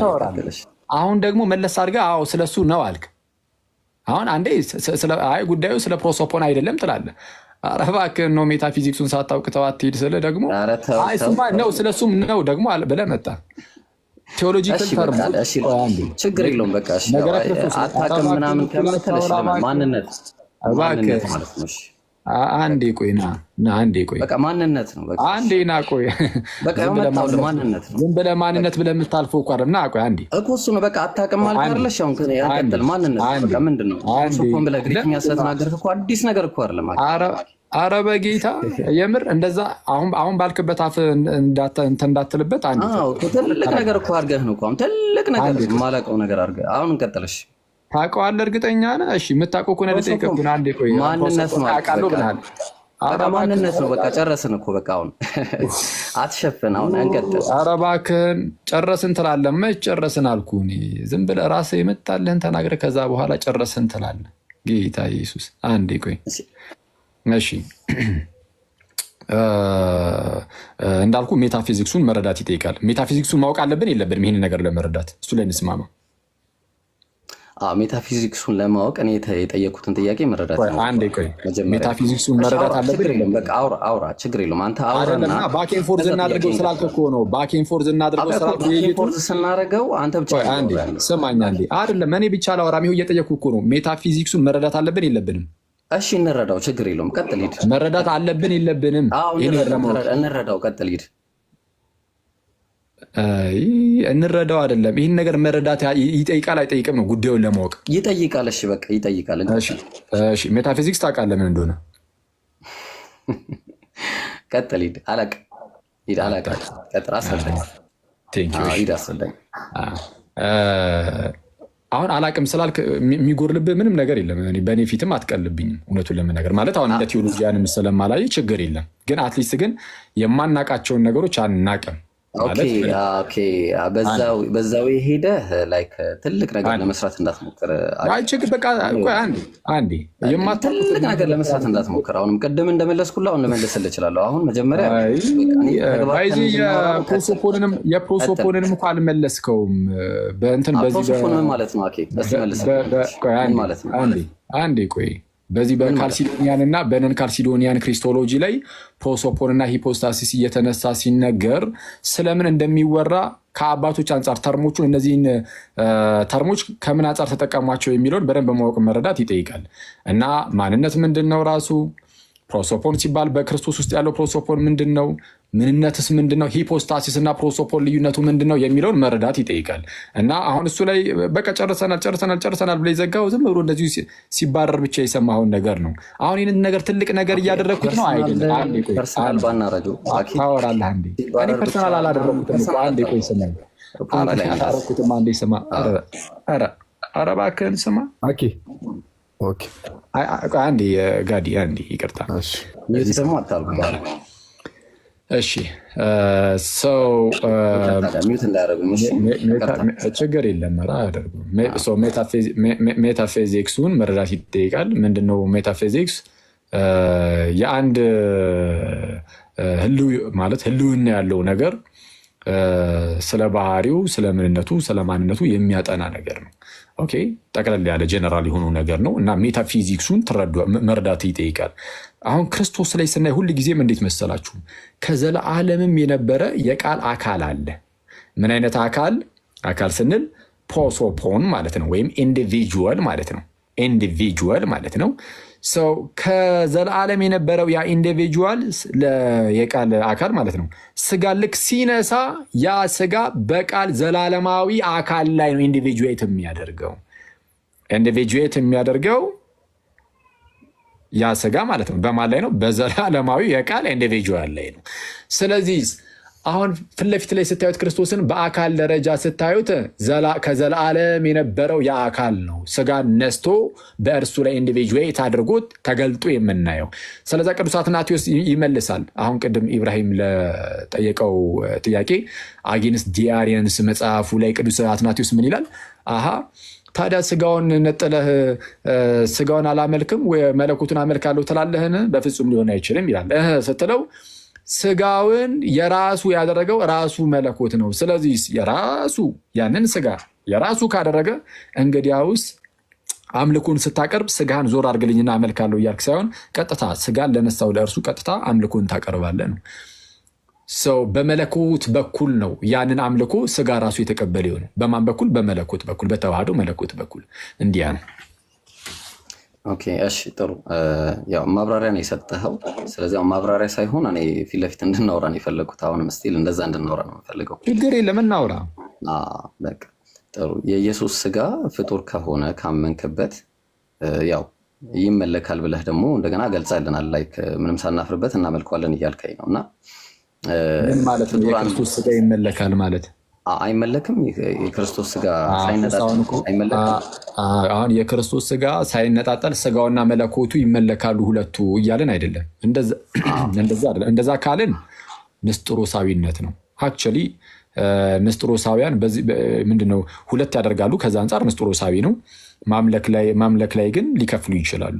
ይሄኛውን አምልከን ይሄኛውን አናመልክም ወደ ማለትም ሊሄዱ ይችላሉ። ንስጥሮሳውያን ማለት ነው። ሳይነጣጠል አይመለክም። ቆይ አንዴ ሳይነጣጠል ማብራሪያ ብቻ አይደለም፣ እንደዚህ አይደለም። ኧረ ይኸው እየመለስኩ ነው። አይዞህ። ሳይነጣጠሉ ሁለቱም ይመለካሉ ሳይሆን የሚባለው ስጋ የቃል ገንዘብ ስለሆነ ስጋ ራሱ የቃል ሆኗል፣ አለቀ። ወይም የመለኮት ሆኗል። የመለኮት ስጋ ጦርነቱ ቀርቷል። አንድ ችግር የለም። እሱን እንዳልቀረኩ ቅድም ተናግሬያለሁ። ላውራ ቆይ አንዴ። ስጋ ከመለኮት ጋር በአንድነት ይመለካል የሚለውን ያወግዛል ራሱ። ጠቅላላ የኦርቶዶክስ እምነት ስጋ ከመለኮት ጋር በአንድነት ይመለካል አይደለም። ትምህርታችን ምንድን ነው ከተባለ ስጋ ኦልሬዲ የመለኮት ሆኗል። የመለኮት ስጋ ስለሆነ አምልኮን ለመለኮት ስታቀርብ በመለኮት በኩል ምንድነው ለስጋ ያ የመለኮት ገንዘብ ለስጋም ስለሚሆን በመለኮት በኩል ያ ስጋም የሚመለክ ሆኗል። በማን በኩል? በመለኮት። ፍጡር ፈጣሪ ሆኗል ማለት ነው። ፍጡር ፈጣሪ ሆኗል እያልከኝ ነው። ከዛ በኋላ ፍጡር አይደለም። አይ ቆይ አንዴ፣ ፍጡርነቱን ትቶታል አላልኩም። አሁንም ተመልከት እንግዲህ ያልተባልከውን እያልክ ነው። ያ ፍጡሩ ስጋ ቆይ አንዴ፣ ያ ፍጡሩ ስጋ ፈጣሪ ተብሎ ይጠራል? ቆይ አንዴ ጠይቃ ልክ ሲመለሰልህ እዛው ራስህ አትደርግም። ያ ፍጡሩ ስጋ ፈጣሪ ተብሎ ሊጠራ ይችላል ወይ? በተዋህዶ መለኮት በኩል እንደዛ ተብሎ ሊጠራ ይችላል። አዎ በተዋህዶ መለኮት በኩል ፈጣሪ ተብሎ ሊጠራ ይችላል። አሁን እኔ እያልኩ ያለሁት ምንድነው ፈጣሪ የሆነው የሚመለከው ያ ጌታ ያ አምላክ ስጋን የራሱ አደረገ። መመለኩ ይቆማል ወይ? አይቆምም። ስጋን የራሱ ስላደረገ ብቻ ስጋህን ዙር አድርግልኝና መለኮትህን ብቻ ላምልኮ አይባልም። እርሱ በቃል አፈረበትም፣ ስጋን የራሱ አድርጓል። ስለዛ አንተ አምልኮን ቀጥታ ለዛ ስጋ ለሆነው ስጋን ለያዘው አምላክ ስጋን ለያዘው ጌታ ለእሱ አምልኮን ታቀርባለን ማለት ይሄ ነው። ምንም ሲግራ የሚያጋባ ሁለቱ በአንድነት ሙሉ በሙሉ እያወራ አስወራኝ እንጂ አሁን እኮ አልሸሹም ዙር አላሉ እየጠየክ ስለሆነ ማልማል ላይ እኮ እያወራ ነው። እኔ ማልማል ነው አንተ ማልማል ነው የምታወራው። ሁለቱ ይመለካሉ ማለትና አሁን እኔ አንዴ ቆይ እባክህ ኢብራሂም አንዴ እኔ እኮ ተጠያቂ እኔ ሆኜ ከኔ በላይ አንተ እንድታወራ የምትጠብቀው እና በጣም የሚያስደንቀው አንዴ ቆይ ሁለቱም ይመለካሉ ስጋና መለኮት ሆነው አብረው ይመለካሉ የሚለው አገላለጽ እና አሁን እኔ ቅድም ያብራራውን ለማብራራት አልሸሹም ዞር አላሉም የሚባል አይደለም። እንደዛ የመሰለ አሁን ነገረ ክርስቶሱን ስለማታውቀው ነው። ዲፕ የሆነውን ነገረ ክርስቶስ ስለማትረዳው ሁለቱ ተመሳሳይ ሊመስል ይችላል። ግን ይህ በቤተ ክርስቲያን ውስጥ በዓለም አቀፍ ደረጃ እንኳን ጉባኤ እስኪደረግ ድረስ ያደረሰ ነው። አስባችሁታል ጋይስ? በዓለም አቀፍ ደረጃ ማለት አደገኛ ሄረሲ ተብሎ ማለት ምንፍቅና ተብሎ ማለት ነው። ሁለትነት ዱዋሊቲን የሚያሳይ ነገር እና እሱ አደገኛ የስህተት ትምህርት ነው እያልኩ ያለሁት። ሁላችሁም እንደሰማችሁት የሚመለክ ያ ቃል ስጋን የራሱ አደረገ። አሁን እሱን ለማምለክ ስጋውን ዞር አድርገልኝና አመልካለሁ አይባልም። ስጋውን እንደያዘው እንደዛው አምልኮ እናቀርባለን። ስለዛ ያው የተረዳሁት ነገር መለኮት ምንድነው ስጋና መለኮት ብለን ሁለት የምናመልካቸው ነገሮች አሉ ተብሎ አይነገርም ነው። እሺ ቀጥል። እሺ ጥሩ በቃ እንደዛ ከሆነ የማይነጣጠል ከሆነ እሺ ልስማማለን። እነዚህ ጋር ሲሞት የሞተው ምንድን ነው? አምላክ በስጋ አምላክ ነው የሞተው ወይስ ስጋው ነው የሞተው? አምላክ በስጋ ይህንን ያልኩህ አሁን ስጋ እኮ ይህንን እኮ ነው የምልህ። ነገረ ክርስቶስ ወደ መበስበስ እንዳይመለክ ከሙታን አስነሳ ያለው ማንን ነው? አንዴ ምን አልከኝ እስቲ? እንደገና ወደ መበስበስ እንዳይመለስ ከሙታን አስነሳ የተባለው ማንን ነው? ክርስቶስ ኢየሱስን እኮ ማን ያስነሳው? እሺ ያስነሳው እዛ ክፍል ላይ አብን ነው የሚለው የእግዚአብሔር መንፈስ እንዳስነሳው ብሎ ሌላ ክፍል ላይ ደግሞ የእግዚአብሔር መንፈስ እንዳስነሳው ይናገራል። በሌላ ክፍል ላይ ደግሞ ራሱ እንደሚያስነሳው ደግሞ ይናገራል። ስለዛ ለአብም ለወልድም ለመንፈስ ቅዱስ ይነገራል ማስነሳው። አብ ስጋውን ያስነሳው ወይስ አብ አምላክን ያስነሳው? እሺ ጌታችን ኢየሱስን ቀጥታ ክርስቶስ ኢየሱስን ነው። ይሄ ነጣጥለን ስጋውን መለኮቱን የሚባል ነገር የለም። ፎር ፍራክሽን ኦፍ ሴኮንድ ተነጣጥሎ አያውቁም። ስለዛ የሞተው እርሱ ጌታችን ኢየሱስ ክርስቶስ ነው። የተነሳውም ጌታችን ኢየሱስ ክርስቶስ ነው። አምላክ በስጋ ሞተ። አሁን ያየ ስጋ ሞተ ማለትና በስጋ ሞተ የሚለው ይለያያል።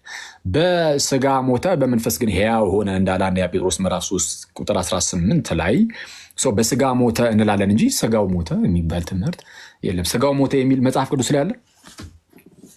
ስጋ ሞተ የሚል መጽሐፍ ቅዱስ ላይ አለ የለም? አይደለም ጥያቄው። አምላክ ይሞታል አይሞትም የሚል ነው። ስለዛ ስጋውን የሞተ አምላክ አንደኛ ጢሞቴዎስ ላይ ስጋውን የሞተው ብለህ የተከራከርክ ስለሆነ አይልም እያልኩ ነው። መጽሐፍ ቅዱሳዊ ማስረጃ የለም ብለን ካላመነን የሞተው ምንድን ነው? ምንድን? ኦኬ ኔትወርክ ይዞኛል አንዴ ቀጥታ። ይሰማል። ኦኬ ይሰማል። እሺ ጥሩ። አምላክ አይሞትም። አምላክ ይሞታል ብለህ ታምናለህ? አኬ አምላክ ስትል አምላክ ብቻ የሆነ ነው ወይስ በስጋ የተገለጠውን አምላክ ነው? አይ ስለ አምላክ ነው የምናወራው፣ ስለ ባህሪ። አምላክ ባህሪ ይሞታል ብለህ ታምናለህ? ኩሳ እንዴ ቆይ አምላክ ተብሎ ግን በስጋ ተገልጧል። ለምሳሌ ስለዚህ አሁን በስጋ ስለተገለጠው ነው ወይስ ለምሳሌ በብሉይ ኪዳን ምንድነው በስጋ ሳይገለጥ ስላለው ወይም አምላክ ባህሪ ነው የማወራው። ስለማን አምላክ በባህሪው ይሞታል ወይስ አይሞታል? እሺ አንደኛ ጢሞቴዎስ አምላክ በባህሪው አይሞትም። እሱ ብቻ የማይሞት ነው የተባለው ማን ነው? እሺ ስለ አብ ነው የተነገረው። ኦኬ እሱ ብቻ የማይሞት አብ ብቻ ነው። እሺ ሌላ የሚሞት አምላክ አለ? እሺ ሌላ ተብሎ የሚጠራ ሳይሆን በፐርሰን ደረጃ በአካል ደረጃ ከሶስቱ አካል አንዱ ወልድ ለምሳሌ በስጋ ተገልጦ መጥቷል። ስለዛ በስጋ ተገልጦ ስለመጣ በዛ በተዋህደው ስጋ በኩል ሞትን ቀምሷል። ሶዋት ምን ያስገርማል? ሌላ የማይሞት ነው። በአካል ደረጃ አሁን አንዱ አምላክና ሌላው አምላክ ተብሎ ሳይሆን በአካል ደረጃ ከሆነ አብ የማይሞት ነው። ወልድ ግን የሚሞት ነበረ። አሁን ሳይሞት ለዘላለም በሕይወት ይኖራል። ልክ ዕብራውያን ምዕራፍ 7 ቁጥር 24 ላይ እንደተነገረው አብ አምላክ የሆነው ያው አብ አምላክ ስለሆነ ባህሪው እንደማይሞት ግልጽ ነው። ስለዚህ ወልድ አምላክ ከሆነ ወልድ አምላክነቱ ደግሞ እንዲሞት ያደረገው ባህሪው የፍጡርነት ባህሪ ስለያዘ ነው አይደል?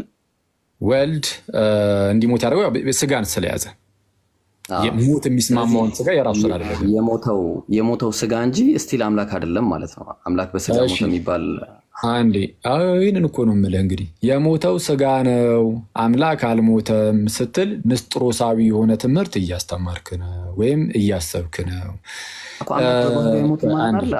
አንዴ ምን አልከኝ? አምላክ በባህሪው አይሞትም አላልንም? ቅድም መጀመሪያ የሰውነት ባህሪ ስለያዘ ነው የሞተው አላልከኝ?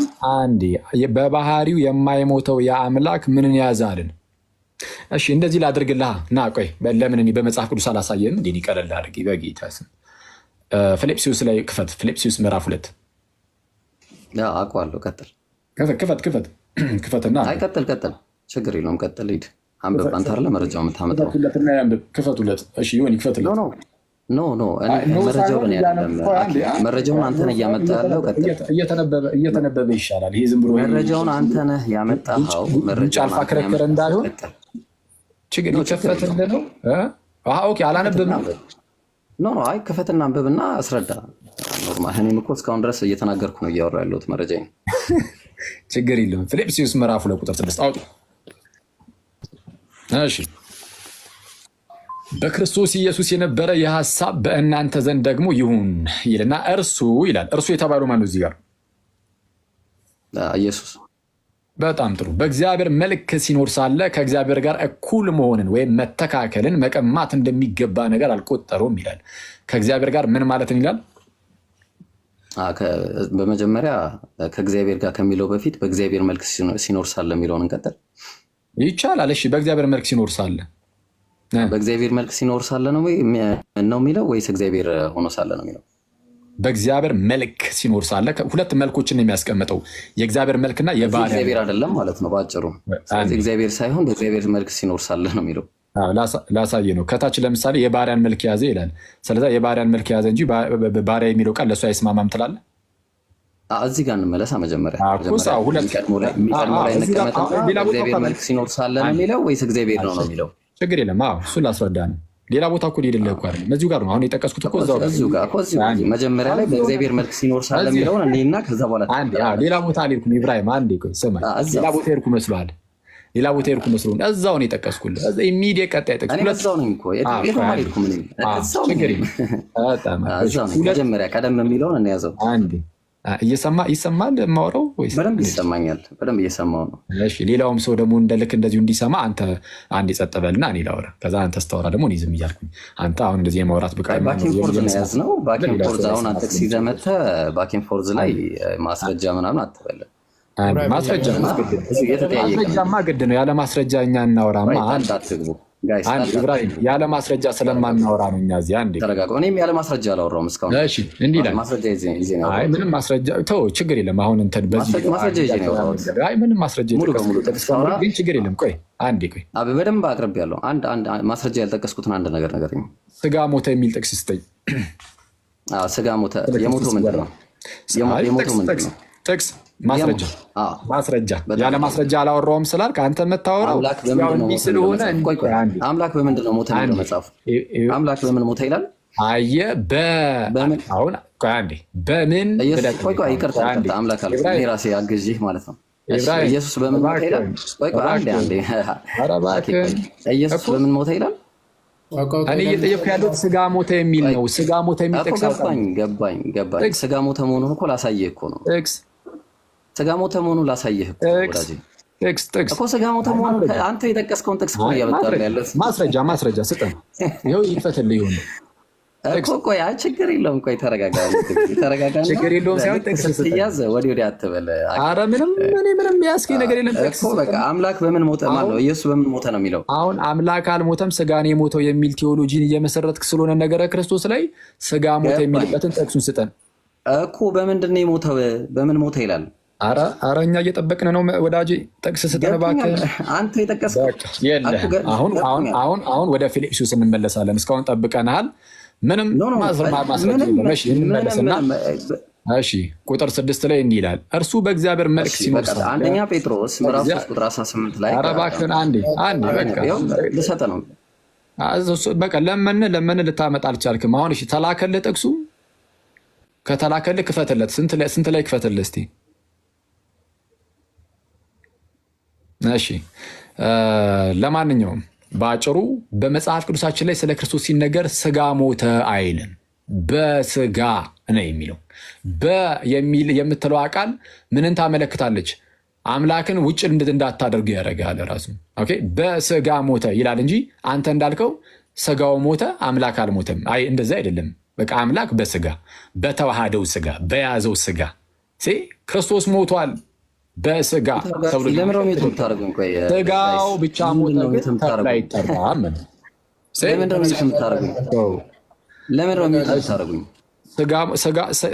ስጋ ሞተ የሚል ጥቅስ አለ አለ። ላሳይ ነው። ለምንድን ነው ሚዩት የምታደርጉት? ለምን አትወሩም? አውጡለት። ብቻህን አታውራ። አብረን እናውራ። አምላክ ቆይ አዳምጠኛ ጥቅስ እኮ አንደኛ ጴጥሮስ ምዕራፍ 3 ቁጥር 18 ላይ የመጣ ነው። አንዴ በቃ ያውጣው መጀመሪያ ጥቅሱን መጀመሪያ ያውጣው። ኢብራሂም አንደኛ ጴጥሮስ ላይ ጥቅሱን ያውጣው መጀመሪያ። አዎ በቃ አሁን ሚውት መደረግ ካለበት እናደርጋለን። አንዴ ያውጣልህ አንዴ እባክህ ያውጣልህ በጌታ ስም። እሺ ከዛን ያወጣውና ታነበዋለህ ራስህ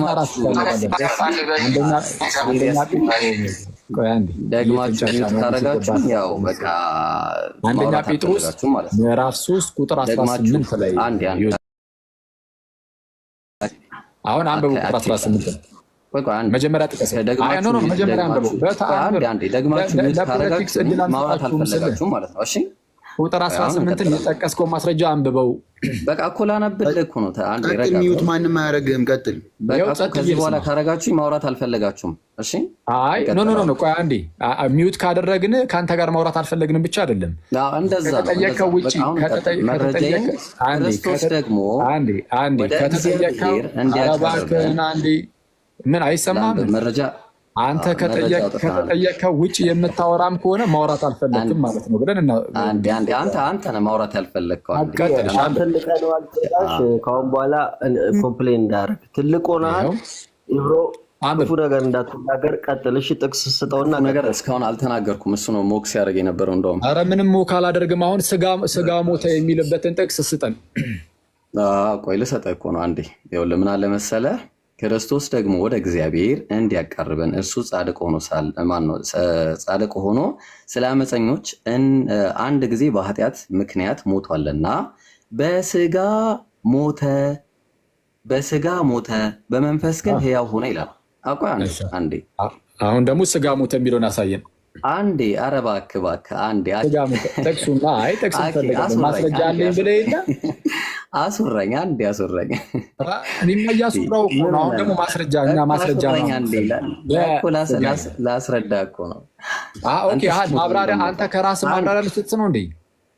ረዥም ሰዓት ስታብራራ ነበር። አንዴ ቆይ ወዳጅ፣ አንዴ ስማኝ። ከራስህ ማስረጃ ልታቀርብ ነው ወይስ ስጋ ሞተ? ኖ አይደለም። ቆይ ልሰጠህ እኮ ነው። አዎ ከችግር ኢብራሂም። እሺ እንደዛ ከሆነ አምላክ በስጋ ሞተ የሚለው ከይቅርታ ጋር በቃ እንደዛ ከሆነ አምላክ በስጋ ሞተ የሚለውን እስቲ ስጠኝ አንተ። ቆይ አንዴ እባክህን የምትሰማኝ ከሆነ አምላክ በስጋ ሞተ የሚላል እንደዛ ነው የምትፈልገው? አንዴ ለመረጃ እንደጨረስ አትመልስ እያልከኝ እኔ በደንብ አድርጌ የተለያዩ ጥቅሶችን በደንብ እያደረኩኝ ያሳያለሁ። አሁን እኔ እያልኩ በደንብ አድርጌ ያሳያለሁ። ጭቅጭቅ አልችልም። እኔም አልችልም። እናውራ። ይቅርታ አንዴ ኢብራሂም። አቤት ለምንድን ነው ጣልቃ ሲጨቃጨቅ ለምንድን ነው የማትናገረው? ኢብራሂም አንዴ ቆይ፣ አንዴ ስማኝ። ቆይ አንዴ አሁን ከኔ ጋርም እንዳትጀምር እንዳዲስና አንዴ ይሄን ነገር ኮንፊርም አድርግና ትቀጥላለህ። በስጋ ሞተና ስጋ ሞተ አንድ ነው? ኦኬ ካንተ ከአኪ ጋር ላቁምና ካንተ ጋር ልቀጥል። ጋዲሳ እኔ እንደዛ አይደለም፣ ክሊር ለማድረግ እኮ ነው ለሚሰማው። ምክንያት እሱ ካቃተው ካንተ ጋር ልቀጥል። ምክንያት አነስታቸው። ቆይ አንዴ ኢብራሂም የምትሰማኝ ከሆነ ስጋ ሞተ የሚል መጽሐፍ ቅዱስ ላይ ቀጥታ እንደዚህ የሚል አለ ወይስ የለም? መጀመሪያ አለ ወይም የለም በለው። በቃ ሊትራሊ ስጋ ሞተ የሚል ነገር የለም። ግን በስጋ መሞቱ መናገር አንዴ ለምን ነው ሰው ማታስወራው? ለምን ነው ፖይንት ላይ ስትመጣ ስለዛ ማስረጃ የለም? ስጋ ሞተ አይባልም እያልኩ ተረጋ። አስወራኝ። ለምን ነው ማስወራት ያልፈለግከው? ማስረጃ የለም ካልክ ምንድን ነው የምታወጣው? ይህን እኮ የጠቀስኩት እኮ እኔ ስጋ ሞተ አይባልም በስጋ ሞተ ነው የሚባለው እያልኩ ተከራክረህ ታመጣለህ። አስወራኝ አንዴ። ማንም ሰው ቢሆን የሚሞተው ስጋው እንጂ መንፈሱ አይደለም ራሱ ማለት እና በስጋ ሞተ በመንፈስህ ግን ሕያው ሆነ ሲል የሞት ማለት በራሱ የስጋና የመንፈስ መነጣጠል ነው። ምንም ጥያቄ የለውም። ስለዚህ በስጋ ሞተ ሲል ኢየሱስ ስጋው መሞቱ ግልጽ ነው ኦልሬዲ ማለት ነው። ስለዚህ በስጋው ሞተ ማለት ኢየሱስ ስጋው ሞቷል። ለምን? ፍጡር ስለሆነ ሞቷል። ስጋው የተፈጠረ ስለሆነ ማለት ነው። ፍጡር ስለሆነ ስጋው ሞቷል የሚል እስቲ ማስረጃ አስጠኝ። ስጋው ፍጡር አይደለም ብለህ ታምናለህ? አይደለም። ስጋው ፍጡር አይደለም ብለህ ታምናለህ? ካላመንክ ችግር የለውም አላመጣም። ካላመንክ አላመጣም። ስጋው ፍጡር አይደለም ብለህ ካላመንክ አላመጣም። ችግር የለውም። ኧረ እባክህን እኩል አታውራ፣ አታደናቁረኝ በጌታ ስም። ስጋው ፍጡር ነው የሚል ማስረጃ አስጠኝ እኮ አይደለም ያልኩህ። ፍጡር ስለሆነ ስጋው ሞተ የሚል ማስረጃ አስጠኝ። ስጋው ፍጡር ስለሆነ ፍጡር ስላልሆነ ነው የሞተው ብለህ ካመንክ አላመጣም መረጃ። ችግር የለውም። ስለዚህ ስጋው ፍጡር አይደለም ብለህ ካመንክ ችግር የለውም። አላመጣም መረጃ አላመጣም። አንዴ ፍጡር ስላልሆነ ስጋው ሞተ ብለህ ከተናገርክ አልወንዳ ወዳጃችን እንደዛ አይደለም ያለ በአጭሩ። እኩል አታውራ አንዴ እባክህን። ጌታ ኢየሱስ እኩል እያወራሁ አይደለም። ኧረ አትረብሽ እባክህን። ኧረ እየለመንህ ነው። በስመ አብ። እንደዚህ በዚህ ደረጃ ከአሁን በኋላ የምትረብሽ ከሆነ በነገራችን ላይ ያና ላይ ማውራት ፍላጎቱ ስለሌለ ሊሆን ስለሚችል ወይ ዝም ብለህ ሰበብ አታብዛ። እኔ አላወራም። ያው ቀጥል። ሰበብ አታብዛ። አልወጣም ዛሬ ይቀጥል። በጌታ በጣም እኮ ነው ታግሰን የምናወራቸው። ጌታ ኢየሱስን በስመ አብ። እሺ ከቅድም ጀምሮ ለማስረዳት እንደሞከርኩት ክርስቶስ ላይ ሲወራ ስጋው ሞተ አምላክ አልሞተም ስጋ ሞተ እያልክ ነጣጥለህ ለሁለት እንደዚህ አይነገርም። ሰው ምንድን ነው የሚባለው ከተባለ በስጋ ሞተ ነው የሚባለው። ይህ አንደኛ ጴጥሮስ ምዕራፍ 3 ቁጥር 18 ፊት ለፊት ላይ የምታዩትን አንስቼ ጠቀስኩኝ። ስለዚህ ስጋው ሞተ ሳይሆን በስጋ ሞተ ነው የሚባለው አልኩት። ወዳጃችን ግን አይ በቃ ስጋ ሞተ አምላክ አልሞተም ስጋ ሞተ እንደዛ እያለ በቀጥታ ኧረ እንደዛ አይባልም ያለ ማስረጃ እያወራ ነው። ኧረ እኔ ማስረጃ አለኝ አምጣ ሲባል በቃ የለም ስጋ ሞተ የሚል የለም ማለት በቃ አለቀ። ማስረጃ የለም።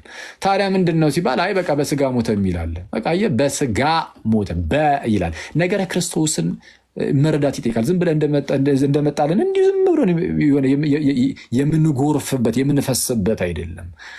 ማወቅ ይጠይቃል። የቃልና የስጋን ውህደት የመለኮትና የትስብእትን ውህደት ተረድቶ ነው እንጂ መነገር ያለበት እንዲሁ አይደለም። ለማንኛውም አሁን ስጋ ሞተ የሚል ከሌለ ይሄ በስጋ ሞተ የሚለውን ከሆነ እንደዛ እያልክ ያለው ይህንን ያዝ እናደርገውና ያው ስጋ ሞተ የሚል ስለሌለ ማለት ነው። ቀደም አውጥቼ የነበረው ጥቅስ ስላለ እሱ መረሳት ስለሌለበት ወደዛ እንመለሳለን። ፊልጵስዩስ ምዕራፍ 2 ቁጥር 6 እዚህ ላይ መጀመሪያ መጨረስ አለብን። በቃ የለም አልከኝ። መጨረስ አለብን። ተስማምተን ነው መጨረስ ያለብን። እኔ አልጨረስኩም። አንተ ጨረሰ ብቻ ልትሄድ ነው ሊያብራራ አልክ እኮ። አሁን አንተ እኮ ጊዜ ተሰጥቶ ልትሄድ ነው። ኧረ እባክህን ጊዜ ተሰጥቶ አብራራ። በስጋ እኛ ጋር አይሰራም እንደዚህ አይነት ነገር። ብቻህን አብራርቶ መሄድም የለም። ኢብራሂም ትሰማኛለህ? አብራርተሃል ራስህም። ኖ አላብራራሁም። አሁን ጭቅጭቅ ነው። ረጅም ሰዓት አዳመጥኩ። አንዴ እባክህን ረጅም ሰዓት አዳምጫለሁ። ላውራ ውረድ በቃ ማውራት አልፈለክም። እርግጠኛ ሆኜ በቃ እንዳታስወጡኝ። ሲሪየስሊ ማውራት የምትፈልግ ከሆነ አንድ ጊዜ ተረጋጋና ለመስማት ሞክር። ቀደም ብለህ አንተ ይኸው በስጋ ሞቴ የሚል አለ። በስጋ ሞቴ የተባለው ከዚህ አንጻር ነው፣ ስጋው ፍጡር ስለሆነ ነው ምናምን የሚሉ ነገሮችን አስቀመጥክ፣ ተናገርክ። ኦኬ እሺ፣ እንዲህ ብለህ ስትናገር ቀበል አደረኩና አይ ከዚህ አንጻር ነው ብዬ ደግሞ አስቀመጥኩኝ። አንተም የራስን ማብራሪያ አስቀመጥክ፣ እኔም የራስን ማብራሪያ እንግዲህ አሁን ከመጽሐፍ ቅዱስ አንጻር ያለውን ነገር አስቀመጥኩልህ። ኦኬ አንተም አብራርተሃል፣ እኔም አብራርቻለሁ። ከመጽሐፍ ቅዱሱ ጋር እና ከአጠቃላይ ትምህርት ጋር የሚሄደውን ነገር ሰዎች ሰምተው ይቀበላሉ። ገና ለገና አንተ ልክ ሳብራራ እንደው የሆነ ሀሳብ የተመታ ስለመሰለህ ብቻ በቃ የሚሆነ ነገር ካላልኩ አይባልም። አሁን አስቀድመን ወደ አነሳ ነው ዝም ብለን የሆነች ቦታ ላይ ብቻ አስተካክል አድርገን መቅረት ስለሌለብን ወደ ፊልጵስዩስ ደግሞ እንመለሳለን። እዛ ላይ በጣም ግልጽ የሆነ ነገር ስላስቀመጥን በቂ ነው። ፊልጵስዩስ ምዕራፍ 2 ቁጥር 6 ላይ እንሄዳለን። ምንድነው ግን ሚዩት የምታደርጉኝ? እኔ እኮ በጣም የሚገርመኝ ነገር ማለት ነው ሚዩት የምትደረገው ጭቅጭቅ ሊፈጠር ለምንድን ነው? አንተ ረጅም ሰዓት አወራ። ለእኔ ለምንድን ነው ድል አንተ ምን ያወራ ነው? ሁለታችን አንተ ብቻህን ለማውራት ምንድን ነው ለመማር ያወራ ነው? እባክህን እዚህ ጋር አትዋሽ። ከ3000 ምናምን ሰው ፊት አትዋሽ ነው። ከዛ በኋላ ምን ያወራሁት? አንዴ እሺ፣ ይኸው አሁንም እድሉን ሰጣለሁ። አሁንም አውራ። ከዛ በኋላ ወደ ፖይንት ይመለሳለሁ። ና ምንም ይሄ እድል ምናምን ለምንድን ነው እዛው ባኪንግ ፎርዝ እንዲሆን አይደል የፈለከው? እዛው እንደምንሰራው ፖይንቱ ላይ አንድ ጊዜ ስቲክ አድርገን እናውራ። አንዴ ምን እንግዲህ አሁን በግልጽ እኮ አስቀምጠን አሁን 30 ሰዓት ሙሉ አንድ ነገር ላይ ልንቀመጥ አንችልም። አሁን እዚህ ላይ እንመለስና ባኪንግ ፎርዝ ነው። አንተ የተመቸ ነገር ላይ ብቻ ነው እርሱ የተባለው እዚህ ጋር ማለት ዝም ብሎ አንተ የተመቸ ነገር ላይ ብቻ ነው አይደለም። የተመቸው ቦታ ላይ አይደለም። ይሄ ሲጀመር አስቀድሞ የተነሳው ይሄ ነው። ማይ ብራዘር እዛ ላይ ቋሳየው ነው። የለም አስቀድሞ የተነሳው አንተ እዚህ አይደለም። አንተ ነዚህ ማይ ጋድ ስጋ ሞተ የሚል የለም። በነገራችን ላይ አንዴ ማማዬ ስጋ ሞተ የሚል ሌላ ነገር እንዳይመስል። ቆይ ማማዬ አንዴ ቆይ። እነዚህ ምክንያት ስለሚፈልጉ ምክንያት አንሰጣቸውም። ስጋ ምን ያሉታል? ብታስወጡኝም ተመለሽ ይመጣሉ። አታስብ። ቆይ አንዴ ቆይ። አይ ኖ በዛ ደረጃ የምታዝገን ከሆነ አንፈልገውም። እንዴ እኛ እኮ የእግዚአብሔርን ቃል የተቀበልነው ለመዳረቂያነት እኮ አይደለም። በዚህ ውስጥ ምን አለ ሰዎች ጊዜ የምንሰጠው እንጂ የእግዚአብሔርን ቃል የተቀበልነው እንድንዳረቅበት እንድንጨቃጨቅበት ምናምን አይደለም። ይሄ ሲጀመር አንጸንም እና ስጋ ሞተ የሚል መጽሐፍ ቅዱስ ላይ ያለው ስለ አይ እንደዛ የሚል የለም አልከኝ አይደል? በቃ እኔ የፈለግኩት እሱን ስለነበረ የለም ካልከኝ እርሳው አለቀ። በቃ የለም። አንተ ብቻ የፈለግከው አይሆንማ። እኔ ማወራለሁ። ለምንድን ነው እድል የኔ ጥያቄ ለምን አሰጠኝም? ለእኔ ለምን እድል ተሰጥቶ እኮ አብራራ። አንተ አሁን ከአብራራ ደግሞ እኔም ሳብራራ አንዴ ለምንድን ነው እድል ማሰጠኝ? ከዛ ቀጥሎ ደግሞ እኔ መልሼ ላብራራ ማለት ነው። ኢብራሂም ኖ አኬ ፖይንቱ ላይ ስቲክ ከሆነ ስቲክ አድርገን እናውራ። አንተ መምህር ነኝ ብለህ አይደለም የምታስበው። ስቲክ አድርገን እናውራ። በቃ እንደ ምራቃችን እንደዋጠ ሰው እናውራ። ወዳጄ በተቻለ አቅም በል። እኔ አሮ ነው እኔ ያን ያህል ማውራቱን ፈልገው ካሉንና የፖለቲክስ ለመስራት ከሆነ የመጣኸው አንመችም ለፖለቲክስ። በጣም ይቅርታ ማለት አዊሽ እንደዛ ብመቸና ፖለቲክስ ለመስራት ምቹ ሆኜ ብቀርብልህ ደስ ይለኝ ነበር። ግን አይኬንት ማለት ለሚቆራ ስለዛ በተቻለ አቅም እዛ ላይ አንተም ማብራሪያህን አስቀምጣል እኔም ማብራሪያን አስቀምጫለሁ ህዝቡ የሰማውን ይቀበላል የለኝም ብለሃል ማስረጃ ካሌለ የለህም ነው ተመልሰን መጀመሪያ የተነሳው ሐሳብ እንሄዳለን ፊልጵስዩስ ምዕራፍ 2 ቁጥር 6 እሺ እርሱ የተባለው እዚህ ፖይንት ላይ እርሱ የተባለው ማለት ፖለቲካውን አውራ የለም አጣህኩ ማስረጃ አይ እንደዛ ሚውት አድርጉ ከፔንቴዎች ጋር እንደምትወሩት ብቻ አይደለም እኛ ጋር ቆይ አንዴ እንደዚህ መላቀቅ የለም በቀላሉ ሚውት አድርጉት ጋይስ በቃ ሚውት አድርጉት አንዴ እኔ መጫጫ አልፈልግም የመጣሁት ልጫጫ አይደለም የእግዚአብሔር ቃል ለምንድን ነው ቆይ አንዴ ስማ ቆይ አንዴ ይቅርታ ደግመህ እንዳታነሳ ካልተፈቀደልህ ደግመህ እንዳታነሳ ለምንድን ነው ማለት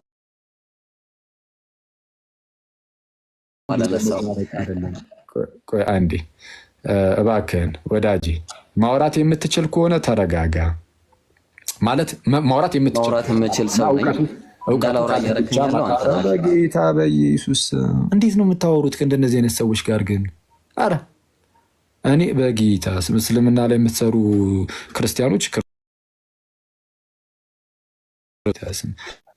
ኤኒዌይስ ችግር የለም ብቻ በእንደነዚህ አይነት ነገሮች ሁሉ ውስጥም ግን ጌታ ኢየሱስ ብቻ የብዙዎችን ልብ እንደው ይማርክ እግዚአብሔር ይናገረን እንጂ አታስወራኝ ታግሰን የተወሰነ መሄድ ነውና የምትሰማኝ ከሆነ አታስወራኝ ለምን እንጣላለን በቃ ቻው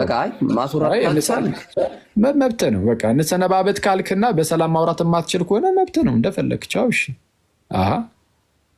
እንዴ በእውቀት ማውራት የሚችል ሰው ከሌለ ያለው አማራጭ መውጣት ነው ስጋ ሞተ የሚል ከመጽሐፍ ቅዱስ ማስረጃ ስትባል የለኝም ማልክ መጽሐፍ ቅዱሱ እንደዛ አይልም ካላለ ጸጥ በላ በቃ ማይ ብራዘር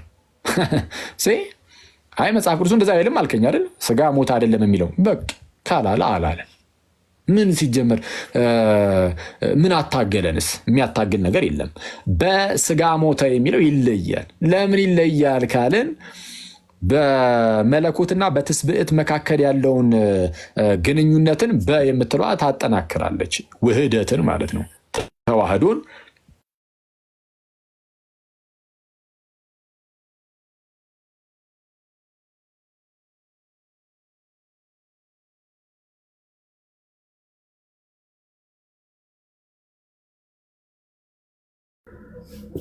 አኬ ተቋርጦ ነው አይደለ ያኬ ነው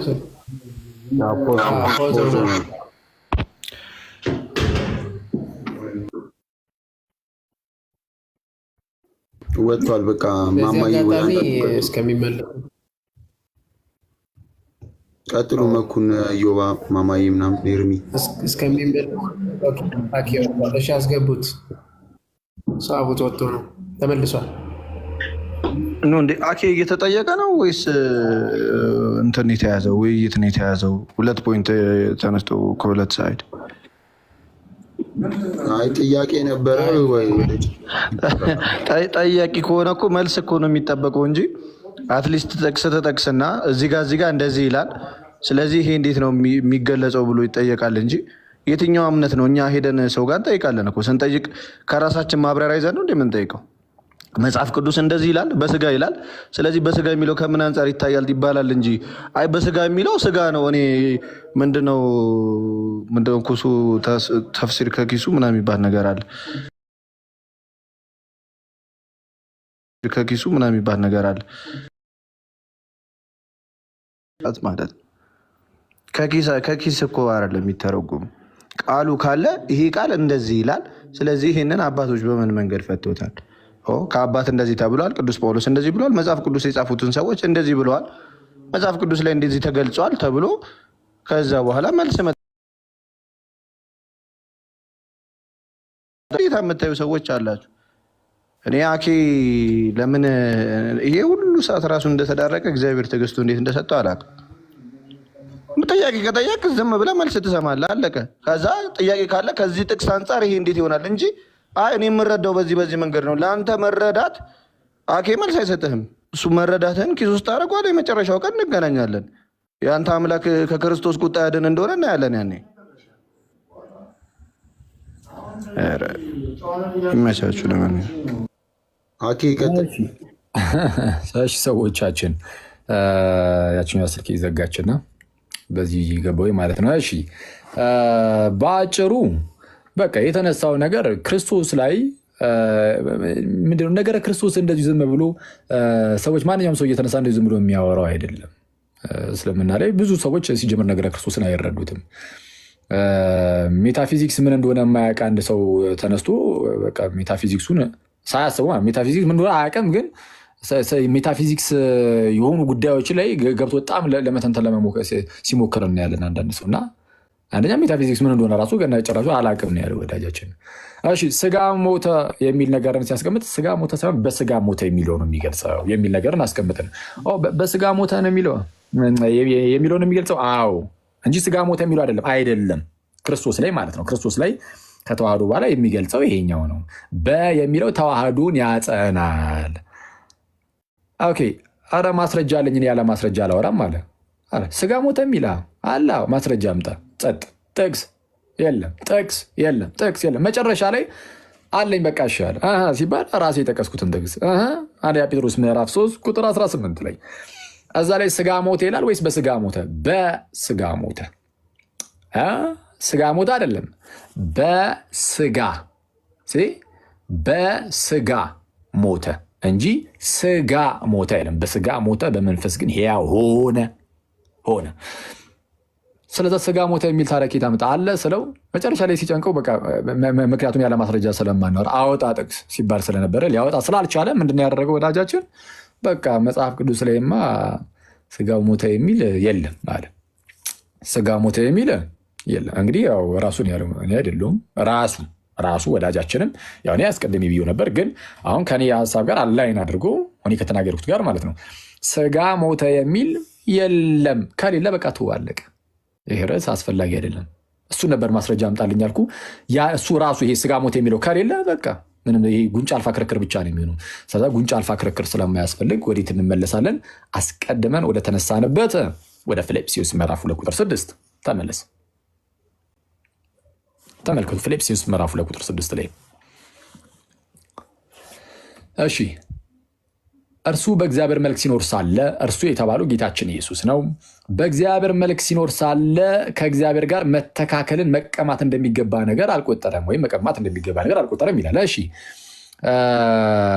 እርሱ በእግዚአብሔር መልክ ሲኖር ሳለ ይላል። እግዚአብሔር ሳይሆን ያለው በእግዚአብሔር መልክ ሲኖር ሳለ ነው የሚለው አለ። እግዚአብሔር የሚለው እዚህ ጋር አብን ነው። ከዛ በኋላ በእግዚአብሔር መልክ ሲኖር ሳለ አለ። ስለዛ በእግዚአብሔር መልክ ሲኖር ሳለ ነው ያለው። በእግዚአብሔር መልክ መኖር ማለት ግን ምን ማለት ነው? ምን ማለት ነው? በእግዚአብሔር መልክ መኖር ማለት ከእግዚአብሔር ጋር ተካክሎ መኖር ማለት ነው። እሱን እዛው ጋር አብራርቶታል። እርሱ በእግዚአብሔር መልክ ሲኖር ሳለ ከእግዚአብሔር ጋር መተካከልን ወይም እኩል መሆንን መቀማት እንደሚገባ ነገር አልቆጠረውም። መቀማት እንደሚገባ ነገር አልቆጠረውም። ከእግዚአብሔር ጋር እኩል መሆንን መተካከልን በእግዚአብሔር መልክ ስትኖር ከእግዚአብሔር ጋር መተካከል አለ፣ ከእግዚአብሔር ጋር እኩል መሆን አለ። ከዛ በኋላ ይሄ ራሱ ግን ከእግዚአብሔር ጋር መስተካከልን መቀማት እንደሚገባ ነገር አልቆጠረውም የተባለው ያ ጌታ ደግሞ የባሪያን መልክ ደግሞ ያዘ ተባለ። ነገር ግን የባሪያን መልክ ይዞ በሰው ምሳሌ ሆኖ ራሱን ባዶ አደረገ አለ። የባሪያን መልክ የያዘው ማን ነው? እዚህ ጋር የባሪያን መልክ የያዘው ማን ነው? በእግዚአብሔር መልክ ሲኖር የነበረው ከእግዚአብሔር ጋር እኩል የሆነው እርሱ ከእግዚአብሔር ጋር የተካከለው ከእግዚአብሔር ጋር የተካከለው እኩል የሆነው እርሱ የባሪያን መልክ ደግሞ ያዘ። ስለዚህ የባሪያን መልክ ይዞ የመጣው እኮ እርሱ ነው። በሰው ምሳሌ ሆኖ ራሱን ባዶ አደረገ የተባለው ራሱ ነው። ማን? ከእግዚአብሔር ጋር የሚተካከለው ከእግዚአብሔር ጋር የተካከለው እርሱ ራሱን ባዶ አደረገ ተባለ። ስለዚህ አሁን ራሱን ባዶ አደረገ የተባለው እሱ ለምን? የባሪያን መልክ ይዞ አለና፣ በሰው ምሳሌ ሆኖ አለና። ቀጠል አድርጎ ምን ይላል? በምስሉም እንደ ሰው ተገኝቶ ራሱን አዋረደ እንኳን ተባለ። ራሱን አዋረደ የተባለው ማን ነው? አምላክ ወይም በእግዚአብሔር መልክ ይኖር የነበረው ወይም ከእግዚአብሔር ጋር የተካከለው እርሱ ራሱን አዋረደ። ለሞትም ይኸውም የመስቀል ሞት እንኳ የታዘዘ ሆነ። ማን ነው ለሞትም ይኸውም የመስቀል ሞት እንኳ የታዘዘ ሆነ ተባለ አይደል? ለሞት የታዘዘ ሆነ የተባለው ማን ነው? ራሱ በእግዚአብሔር መልክ ይኖር የነበረው ከእግዚአብሔር ጋር የተካከለው እኩል የሆነው ማለት ነው። እርሱ ነው ይኸው ሞት የተባለው። ራሱን አዋረደ፣ የባሪያ መልክ ያዘ፣ ሰው ሆነ እየተባለ ያለው። ስለዚህ የሞተው አምላክ ነው አይደለም? ነው። እንዴት? የአብርሃምን ዘር ይዞ የባሪያን መልክ ይዞ በሰው ምሳሌ ሆኖ በምስሉ እንደ ሰው ተገኝቶ ምን አደረገ? ለሞት ይኸውም የመስቀል ሞት እንኳ የታዘዘውና ስለዛ በአጭሩ በስጋ አምላክ ሞቶልናል። ስለዛ የመመለክ ጉዳይ ላይም ጌታችን ኢየሱስ ሲመለክ ስጋ እና መለኮት ሁለቱ እንደው ሁለቱ ሆነው እየተመለኩ አይነት ነገር እንደዛ አይደለም። እንደዚህ አይነት ትምህርት በእኛ ዘንድ የለም። ይሄ በጣም የተጠላ ትምህርት ነው። መለኮትና ትስብእት ሁለቱ እየተመለኩ ተብሎ አይነገርም።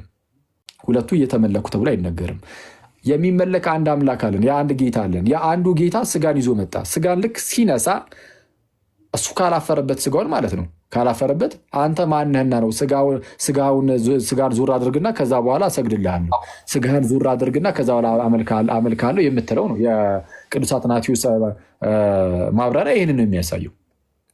እንደውም ዮሐንስ ወንጌል ምዕራፍ 9 ላይ ያለውን ሰው ያነሳና የዓይነ ስውሩን ወይም ለምጻሙን ኤንዌይስ ሲሰግድለት ታያለህ ይላል። እና ለመስገድ ስጋህን ዞር አድርግልኝና ልስገድ አይልም።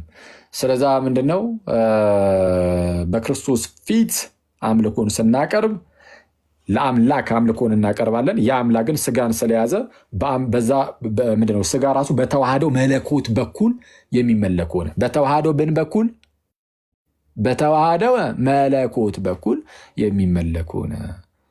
የሚመለክ መለኮትን ተዋህዷልና ሰው ከዛ አንጻር የሚታይ ነው እንጂ ስጋና መለኮት ሁለቱም የሚመለኩ ተብሎ አይደለም የሚነገረው።